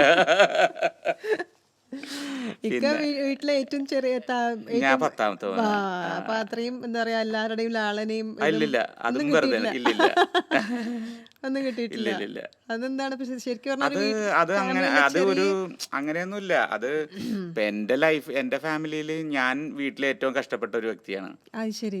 ലാളനെയൊന്നുമില്ല. ഉമ്മ പറയും പോയി സാധനങ്ങൾ വാങ്ങിച്ചോണ്ടാ, മാർക്കറ്റിൽ പോയി മീൻ വാങ്ങിച്ചോണ്ടാ, അങ്ങനത്തെ ഒരാളായിരുന്നു ഞാൻ. അപ്പൊ അത് ലാളന ഉണ്ടാവർക്ക്, അത് മകൻ എന്നുള്ളൊരു ഇതുണ്ടാവും. പക്ഷെ നമ്മള് ഭയങ്കര പാമ്പറിങ്ങും ബോയ് അങ്ങനെയൊന്നുമില്ല. നമുക്ക് അങ്ങനത്തെ ഒരു ലൈഫ് അല്ലായിരുന്നു നമ്മുടെ. ഇല്ല, അങ്ങനെയില്ല. ആ കാലഘട്ടം അങ്ങനെയല്ല ശരിക്കും. നമ്മള് ഒരു കഷ്ടപ്പാടിലൂടെ പോണം. അപ്പൊ അങ്ങനത്തെ ഒരു ലൈഫ് അല്ലായിരുന്നു നമ്മുടെ. എന്റെ ലാളനാന്നൊന്നുമില്ല. നമ്മളെല്ലാരും, നമ്മുടെ ബ്രദേഴ്സ് ആണെങ്കിലും എല്ലാരും നമ്മളൊരു സാമ്പത്തികമായിട്ടുള്ള ഒരു വലിയൊരു ഉയർന്ന ഫാമിലി അല്ലായിരുന്നു. അപ്പൊ എല്ലാരും ആ അന്നേക്കായിട്ടുള്ള ജീവിക്കുന്ന ഇത് പക്ഷെ അവിടെ ഒരു നല്ലൊരു ബോണ്ടിങ് ഉണ്ടാവില്ല ഇപ്പൊ അതുണ്ടാവും. ഇപ്പോഴത്തെ ഫാമിലി ഫാമിലി പോലെയല്ല, ആ ഇപ്പൊ എല്ലാം ഉണ്ടെങ്കിലും അതാ ബോണ്ടിങ് ഇല്ല. പറഞ്ഞത്. അത് വളരെ പിന്നെ വ്യത്യാസമാണല്ലോ. അത് ഇപ്പോഴത്തെ ചെറിയ ഫാമിലി അല്ലേ, എല്ലാരും ഇപ്പൊ എല്ലാം മാറി എല്ലാ അണുകുടുംബം പോലെ. കുട്ടികൾക്കെല്ലാം കിട്ടിയ ഫാമിലി ആണല്ലോ അല്ലെ. അപ്പൊ ആ ഒന്നും അവർക്ക് വേണ്ടാത്തൊരു കാര്യമില്ല. അല്ല, പിന്നെ അതല്ല, പണ്ടെന്ന് പറഞ്ഞു കഴിഞ്ഞാൽ നമ്മളെല്ലാരും കണക്റ്റഡ് ആയിരുന്നു. ഉം, ഇപ്പൊ ഞങ്ങളെ കസിൻസ് ആണെങ്കിലും ഉം. അങ്ങനെ ഒരു അതാ ഇതുണ്ടായിരുന്നു. പറഞ്ഞത്, അതാ ഇപ്പൊ പറഞ്ഞത്. അതില്ല. ആ ഇപ്പൊ ഉണ്ടെങ്കിൽ പോലും അത് വാട്സാപ്പിലൂടെ അതെ ഒക്കെ അതെ അതെ മാത്രമേ അതെ ഉള്ളൂ. അതെ പണ്ടൊരു എല്ലാം എല്ലാരും കൂടി ഉള്ള ഒരു നേരിട്ട് ജോയിന്റ് ഫാമിലി. നേരിട്ട് ഇപ്പൊ അത് അങ്ങനെ ചുരുക്കി നമ്മളങ്ങനെയായിരുന്നു. ചുരുക്കി ഇപ്പൊ നമ്മളൊക്കെ അങ്ങനെയായിരുന്നു, എല്ലാരും ഉണ്ടായിരുന്നു. അപ്പൊ ലാളിക്കാനൊന്നും സമയമില്ല. നമ്മളാ അന്ന് ജീവിക്കാനേ സമയമുള്ളൂ. ആ ഒരു എൻജോയ് ചെയ്യാനുള്ള സമയമുള്ളൂ. അതെ അതെ അതെ. പക്ഷെ അതൊരു രസമുള്ള ഒരു അത് കാലഘട്ടം. പിന്നെ രസമായിരുന്നു അത് ആ ശരിക്കും. നമ്മള് ഈ മൊബൈൽ ഫോണൊന്നും ഇല്ലാത്തൊരു അതെ അതെ. കാലഘട്ടം. പക്ഷെ മൊബൈല് വേണം. അതിപ്പോ ഓരോ അതെല്ലാം നമ്മൾ യൂസ് ചെയ്യണ പോലെ ഇരിക്കും കാര്യങ്ങള്. ഉം. എന്തോ എല്ലാത്തിനും പ്ലസ് മൈനസ് ഉണ്ടെന്ന് പറയൂലേ. ഉം. ഇപ്പൊ നമ്മളിപ്പോ മൊബൈൽ കിട്ടിയാൽ അത് എങ്ങനെ യൂസ് ചെയ്യണം എന്നുള്ളൊരു തീരുമാനം. ഇപ്പൊ ഞാൻ ഇപ്പൊ ചിലപ്പോ ഇങ്ങനെ റീൽസ് നോക്കും, ഉം. ഒരെണ്ണം നോക്കും, ഉം. അടുത്ത് നോക്കും, ഇങ്ങനെ നോക്കി നോക്കി ഒരു 2 മണിക്കൂർ പോകും. ഇത് പെട്ടെന്ന്. കഴിഞ്ഞ് കഴിയുമ്പോൾ ഓർക്കും എന്തിനാണ് ഇത് നോക്കിയതെന്നൊന്നും അല്ലേ. ഉം. പക്ഷെ അത് ഇപ്പോഴത്തെ കുട്ടികൾക്ക് പറഞ്ഞാൽ മനസ്സിലാവില്ല. കാരണം അവർ ആ കാലഘട്ടത്തിൽ ജീവിച്ചിട്ടില്ല. അതിൽ നമ്മൾ ജീവിച്ചിട്ടില്ല, രണ്ട് അതുകൊണ്ടാണ് കാലഘട്ടത്തിൽ ഉള്ളതുകൊണ്ട് ജീവിച്ചുകൊണ്ടാണ് നമുക്ക് ഇതിന്റെ നമുക്ക് ഇമ്പോർട്ടൻസ് അത് നമുക്ക് മനസ്സിലാക്കാൻ മനസ്സിലാവും. പറ്റണത്. അപ്പൊ അത് ഓരോ ജനറേഷന്റെ ഇതാണ്. അതെ അതെ അപ്പൊ അപ്പൊ ഇപ്പോഴത്തെ ചിലപ്പോ പിള്ളേരായിരിക്കും ഈ പറഞ്ഞ ഒരു അതേ ചെറിയ പറഞ്ഞത്. അതെ അതെ. പാമ്പറിങ് എന്നൊക്കെ പറയണത്. ഇപ്പൊ ഇങ്ങനെ ആദ്യത്തെ ലാളൻ കുട്ടിയാണെങ്കിലും രണ്ടാമത്തെ കുട്ടിയാണെങ്കിലും എല്ലാരും ചെയ്തിട്ടില്ലെങ്കിൽ ഭയങ്കര ബുദ്ധിമുട്ടാണ്. ബുദ്ധിമുട്ടാണ് അവർക്ക് അവർ ആ ആ ഒരു രീതിയിൽ. അങ്ങനെ കാണാതിരിക്കാൻ പറ്റില്ല അതെ. അവർക്ക്. അപ്പൊ അത് ഓരോ കാലഘട്ടത്തിന്റെ പ്രത്യേകതയാണ്. ഇപ്പൊ അതെ അതെ അതെ. എല്ലാരും പറയും ലാസ്റ്റ് മോനല്ലേ, 10ാമത്തെ മോനാകുമ്പോ ഭയങ്കര പുന്നാരമാണ്. അങ്ങനെയൊന്നും ഉണ്ടായിട്ടൊന്നുമില്ല, അതൊക്കെ വെറുതെ തോന്നണതാണ്. എനിക്ക് അങ്ങനെ തോന്നിയിട്ടൊന്നുമില്ല. ഫുഡിയാണോ ഭക്ഷണത്തിന്റെ കാര്യത്തിൽ ഭക്ഷണം എങ്ങനെയാ? ഇഷ്ടമാണ് എനിക്ക്. ഉം. ഏറ്റവും നല്ല ഭക്ഷണങ്ങൾ കഴിക്കണം. പ്രത്യേകിച്ച് ഈ കാലഘട്ടത്തിൽ ഏറ്റവും കൂടുതൽ വിഷമുള്ള ഒരു കാലഘട്ടത്തിലൂടെയാണ് നമ്മൾ പോയിക്കൊണ്ടിരിക്കുന്നത്. അപ്പൊ അതിൽ നിന്ന് നല്ല ഭക്ഷണം കഴിക്കുക എന്നുള്ളതാണ്. വീട്ടിലുണ്ടാക്കണ ഭക്ഷണത്തോട് വീട്ടിലുണ്ടാക്കുന്ന പ്രത്യേക നോണൊക്കെ ഞാൻ വീട്ടിലുണ്ടാക്കണേ കഴിക്കുള്ളൂ. കഴിക്കുള്ളൂ. വളരെ കുറച്ചേ ഞാൻ പുറത്തുനിന്ന് കഴിക്കുള്ളൂ. ഹെൽത്ത് നോണൊക്കെ കഴിക്കണമെങ്കിൽ. ഹെൽത്ത് വൈസായിട്ട് എന്തെങ്കിലും അങ്ങനെ വല്ലതും നോക്കുന്നുണ്ടോ? അങ്ങനെയൊന്നുമില്ല. നോർമലി നമ്മൾ എങ്ങനെ പോകുന്ന ഒരു സാധാരണ മനുഷ്യൻ പോണ അതേപോലെ തന്നെ ഞാൻ പോകുന്നുള്ളൂ. അല്ലാതെ വേറെ അങ്ങനത്തെ പ്രിക്കോഷൻസ് ഒന്നുമില്ല. പിന്നെ ത്രോട്ട് എപ്പോഴും കെയർ അതെ ചെയ്യാൻ അതെ അതെ നോക്കും. അതെ. അല്ല, ഒരു സിംഗർ എന്നുള്ള നിലയിൽ എനിക്ക് തോന്നുന്നു എല്ലാം നോക്കണമല്ലോ. ഹെൽത്തും ഉറക്കം, ഉറക്കം സ്ട്രെസ്. മെയിനാണ്. സ്ട്രെസ് കുറക്കണം. അപ്പം അതൊക്കെ എല്ലാം അതിൻ്റെ ഇത് നോക്കിക്കൊണ്ടിരുന്ന കുടുംബവും നോക്കണമല്ല, അതും വേണമല്ല. അപ്പം അതും പോണ്ട്. അല്ല, അതതിന്റെ ഇതില് ഡിഫോൾട്ടായിട്ട് പോയിക്കൊണ്ടിരിക്കുമല്ലോ. അതാ എല്ലാം വേണം. അപ്പോഴേ ഒരു രസമുള്ളൂ. അതെ അതെ അതെ അതെ. എന്നാലേ നമ്മുടെ മ്യൂസിക്കിനും എന്തെങ്കിലും ഒരു ഉണർവ് ഉണ്ടാവുള്ളൂ. അല്ലാണ്ട് നമ്മൾ മുഴുവൻ ടൈം ഇത് പ്രിക്കോഷനും പാട്ടും മ്യൂസിക്കും പറഞ്ഞിരുന്നു കഴിഞ്ഞാൽ അതിനൊരു സുഖം ഉണ്ടാവില്ല. പറ്റില്ല. എല്ലാം അനുഭവിക്കണം. ട്രാവലിംഗ് ഒക്കെ ഫാമിലി ആയിട്ട് ഉണ്ടാറുണ്ട്. നമ്മൾ ട്രാവൽ ചെയ്യാറുണ്ട്. അപ്പൊ ആ ടൈമിൽ മ്യൂസിക്കിനെ കുറിച്ചുള്ള ചിന്തകളില്ല, ഇല്ല അല്ല. അത് അപ്പൊ ഫാമിലിക്ക് വേണ്ടിയിട്ടുള്ള ടൈമായിരിക്കും. അപ്പൊ അങ്ങനെ SPB സാറിന്റെ ഇക്കയ്ക്ക് ഫേവറേറ്റ് ആയിട്ടുള്ള ഒരു സോങ്? അങ്ങനെ ഫേവറേറ്റ് എന്ന് അങ്ങനെയല്ല, ചോദിക്കരുത്. ഫേവറേറ്റ് എന്നല്ല. നമുക്ക് ഫേവറേറ്റ് എല്ലാം ഇഷ്ടമുള്ള നമുക്ക് നമുക്ക് എല്ലാ ഫേവറേറ്റ്സ് ആണ്. എല്ലാം നമ്മുടെ ഫേവറേറ്റ് ആണ്. എന്നാലും എല്ലാരും പെട്ടെന്ന് SPB സാറിനെ കുറിച്ച് പറയുമ്പോ ഏത് പാട്ടാ മനസ്സിൽ വരണം? അങ്ങനെ അങ്ങനില്ല. അങ്ങനെയില്ല. എല്ലാം പുള്ളിയുടെ മനസ്സിൽ വരും. നമ്മുടെ അങ്ങനെ നമ്മള് മനസ്സിൽ വരണ്ടെന്ന് പറയണ വെറുതെയാണ്. നമുക്ക് ഇപ്പൊ ഒരു ആഗ്രഹമാണ് ആ സാറിന്റെ ഈ പാട്ടൊന്ന് കേൾക്കാന്നല്ല. അങ്ങനെ ഉള്ളൂ. അല്ലാതെ നമുക്ക് ഫേവറേറ്റ് അങ്ങനെയല്ല. നമ്മളൊരു മ്യൂസീഷ്യൻ ആകുമ്പോ അങ്ങനെ നമുക്ക് പാട്ടുകൾ ചിലപ്പോ ചില പാട്ടുകളോട് ഒരു ആരാധന ഉണ്ടാവും. അത് പാട്ടുകാരനോടുള്ള അല്ലാതെ പാട്ട് കമ്പോസ് ചെയ്ത ആളോടാണ്. അതെങ്ങനെ ചെയ്തു എന്നുള്ള ഒരു അത്ഭുതം തോന്നാറുണ്ട് നമുക്ക് ചില മ്യൂസിക് ഡയറക്ടേഴ്സിനോട്. ഇപ്പൊ വിദ്യാസാഗർ എന്നുള്ള മ്യൂസിക് ഡയറക്ടർ കരളെ നിൻ കൈപിടിച്ചാൽ എന്ന പാട്ട് ചെയ്തപ്പോ എനിക്ക് ഭയങ്കര ഒരു അത്ഭുതം തോന്നി. എത്ര ബ്രില്യൻ്റ് ആയിട്ടാണ് ആ പാട്ട് ചെയ്തത്. അത് ഒരു ഫേവറേറ്റ് ആണെന്ന് വെച്ച് കഴിഞ്ഞാല് ഫേവറേറ്റ് അല്ല, നമുക്ക് ആസ്വദിക്കാൻ ഒരു നല്ലൊരു പ്രൊഡക്റ്റ് പുള്ളി തന്നു എന്നുള്ളതാണ്. അത് ദാസാറും പാടി, സിംഗർ പ്രീത ചേച്ചിയാണ് അത് ഫീമെയിൽ പാടിക്കണം. ചേച്ചിക്ക് കിട്ടാവുന്ന ഏറ്റവും വലിയൊരു ഭാഗ്യമാണ്. ഏറ്റവും നല്ല ബെസ്റ്റ് സോങ്ങിൽ ഒരെണ്ണമാണ് മലയാളം കണ്ടയിൽ വെച്ച് ഏറ്റവും ബെസ്റ്റ് സോങ്ങിൽ ഒരെണ്ണം പ്രീത ചേച്ചിയും പാടി. മനസ്സിലായി. അപ്പൊ അതൊരു മ്യൂസിക് ഡയറക്ടറിന്റെ കോൺട്രിബ്യൂഷൻ ആണ് അത്. ശരി. പിന്നെ ലെജൻഡ് ആയിട്ടുള്ള ദാസാറ് പാടി കഴിഞ്ഞപ്പോ അത് വേറെ ലെവലിലേക്ക് പോയി. അപ്പൊ അതാണ് നമുക്ക് ഫേവറേറ്റ് എന്നുള്ളതല്ല, ഒരു നമുക്ക് കേൾക്കാൻ കുറെ സാധനങ്ങളുണ്ട്, അത് നമ്മളെല്ലാം കേൾക്കണം. എല്ലാം കേൾക്കണം. എല്ലാം ഫേവറേറ്റ് ആണ് നമ്മുടെ. അങ്ങനെയാണ് ഞാൻ ചിന്തിക്കുന്നത്. ഇപ്പൊ ദുബായിൽ ഇപ്പോൾ അറബിക് സോങ്സ് ഒക്കെ അവിടെ വല്ലതും ട്രൈ ചെയ്യാൻ പോയിട്ടുണ്ട്? ഇല്ലില്ല, അവിടെ അറബികൾ പാടാനുണ്ട്, നമ്മൾ പോയിട്ട് പാടേണ്ട ആവശ്യമില്ല. എന്നാലും ഇവിടുന്ന് പോയിട്ട് പാടുന്ന ആൾക്കാരുണ്ടല്ലോ. ഉണ്ട് പാടുന്നത്, ഞാനും പാടിയിട്ടുണ്ട്. ഞാൻ പ്രോഗ്രാമിന് പാടല് കുറവാണ്. ഇവിടെ ഇങ്ങനെ പണ്ട് കാലഘട്ടത്തിൽ അറബിക് ആൽബംസ് ഒക്കെ ചെയ്യുമായിരുന്നു. ഇവിടെ നാട്ടില് സയൻ അൻവർ എന്നൊക്കെ പറഞ്ഞിട്ട് നമ്മുടെ പണ്ട് കാലത്ത് മാപ്പിളപ്പാട്ടുകളൊക്കെ ചെയ്തിട്ടുള്ള കുറെ നമ്മുടെ സുഹൃത്തുക്കളുടെ മ്യൂസിക് ഡയറക്ടേഴ്സാണ് സയനും അൻവറും. അവരുടെ കുറെ മാപ്പിളപ്പാട്ടുകൾ ഞാൻ പാടിയിട്ടുണ്ട്. അപ്പൊ അവരുടെ ഒരു അറബിക് ആൽബം ഒക്കെ ചെയ്തിട്ടുണ്ട്. പക്ഷെ അത് ഞാൻ പ്രോഗ്രാമിന് അങ്ങനെ പാടാറൊന്നുമില്ല. അവിടെ അവിടുത്തെ നമ്മള് മലയാളികൾ ഒരു അറബിക് പാട്ട് പാടാന്നൊക്കെ അവർക്കറിയാം അവൻ പാടി ശരിയായില്ല എന്ന് പറയാം. അപ്പൊ അതുകൊണ്ട് ഞാൻ പാടാറില്ല. അവർക്ക് ഭയങ്കര സന്തോഷമാണ് നമ്മൾ അവരുടെ പാട്ട് പഠിച്ച് പാടുക എന്നൊക്കെ പറയുമ്പോ. സന്തോഷമൊക്കെ തന്നെ, പക്ഷെ ഞാൻ പാടിയിട്ടില്ല. അങ്ങനെ ഇല്ലില്ല, പാടണവരുണ്ട് കേട്ടോ ഇഷ്ടംപോലെ. ഞാൻ പാടിയിട്ടില്ല. പക്ഷെ ഞാന് റെക്കോർഡിങ്സിന് പാടിയിട്ടുണ്ട്. ഇവിടെ ഇറങ്ങിയ ഒരു ആൽബം ഷയ്യ മെഹബൂബ എന്ന് പറഞ്ഞ ഒരു ആൽബം ഉണ്ട്, ഈ പറഞ്ഞ സയൻ അൻവർ മ്യൂസിക്, അതിലൊക്കെ പാടിയിട്ടുണ്ട്. ലൈവില് ഞാൻ പാടിയിട്ടില്ല, വളരെ കുറവെന്ന് തന്നെ പറയാം. മലയാളികളുടെ മുമ്പിൽ പാടിയിട്ടുണ്ട്, അറബികളുടെ മുമ്പിൽ പാടിയിട്ടുണ്ട്. അല്ല, മലയാളികളാണല്ലോ നമ്മൾ അവിടുത്തെ ഓഡിയൻസ്. അപ്പൊ അവര് വരുമ്പോ അവർക്ക് വേണ്ടി പാടും, അത്രേ ഉള്ളൂ. എന്തായാലും 1 മണിക്കൂർ പോയത് സത്യം പറഞ്ഞാൽ അറിഞ്ഞില്ലേ. അവിടെ ഒരുപാട് വിശേഷങ്ങൾ 1 മണിക്കൂർ കൊണ്ട് എന്താന്ന് പറഞ്ഞ വിളിക്കും പോയി. നമ്മുടെ സമയം ഏതാണ്ട് വൈൻഡപ്പ് ആക്കാനായി. ഒരു നല്ലൊരു പാട്ടോട് കൂടിയിട്ട് നമുക്ക് ഈ പ്രോഗ്രാം വൈൻഡപ്പ് ചെയ്യാം. ഒരുപാട് സന്തോഷം ഇക്ക വന്നതിലും ഒരുപാട് കാര്യങ്ങൾ പറഞ്ഞാലും. ഇനി ഒരുപാട് നല്ല നല്ല പാട്ടുകൾ ദൈവം. പാട്ട് വേണ്ട, കാര്യങ്ങൾ പറയാനുള്ള കാര്യങ്ങൾ അല്ല, ഒരുപാട് പാട്ടുകൾ വരുമ്പോഴാണ് നമുക്ക് പറയാനുണ്ടാവുള്ളൂ. ഒരുപാട് നല്ല നല്ല പാട്ടുകൾ വരട്ടെ. അതെ, നമുക്ക് നമ്മുടെ ഒരു പാട്ടുകാരന്റെ ആഗ്രഹം അത് തന്നെയാണ്. ഇനിയും ജനങ്ങൾക്ക് വേണ്ടി നല്ല നല്ല പാട്ടുകൾ പാടാൻ പറ്റണം എന്നുള്ളതാണ്. താങ്ക് യു, അത് വലിയ സന്തോഷം. പിന്നെ അതിനേക്കാൾ ഉപരി ഈ പറഞ്ഞവര് നമ്മളെപ്പോഴും ആൾക്കാർ ശ്രദ്ധിക്കുന്നു, നമ്മുടെ പാട്ടുകൾ കേൾക്കുന്നു, നമ്മളെപ്പോഴും വളരെ സ്നേഹത്തോടെ അപ്രോച്ച് ചെയ്യുന്നു. അത് തന്നെ ഒരു വലിയൊരു ഭാഗ്യമാണ്. അത് പലപ്പോഴും ഞാൻ ആസ്വദിക്കാറുണ്ട്.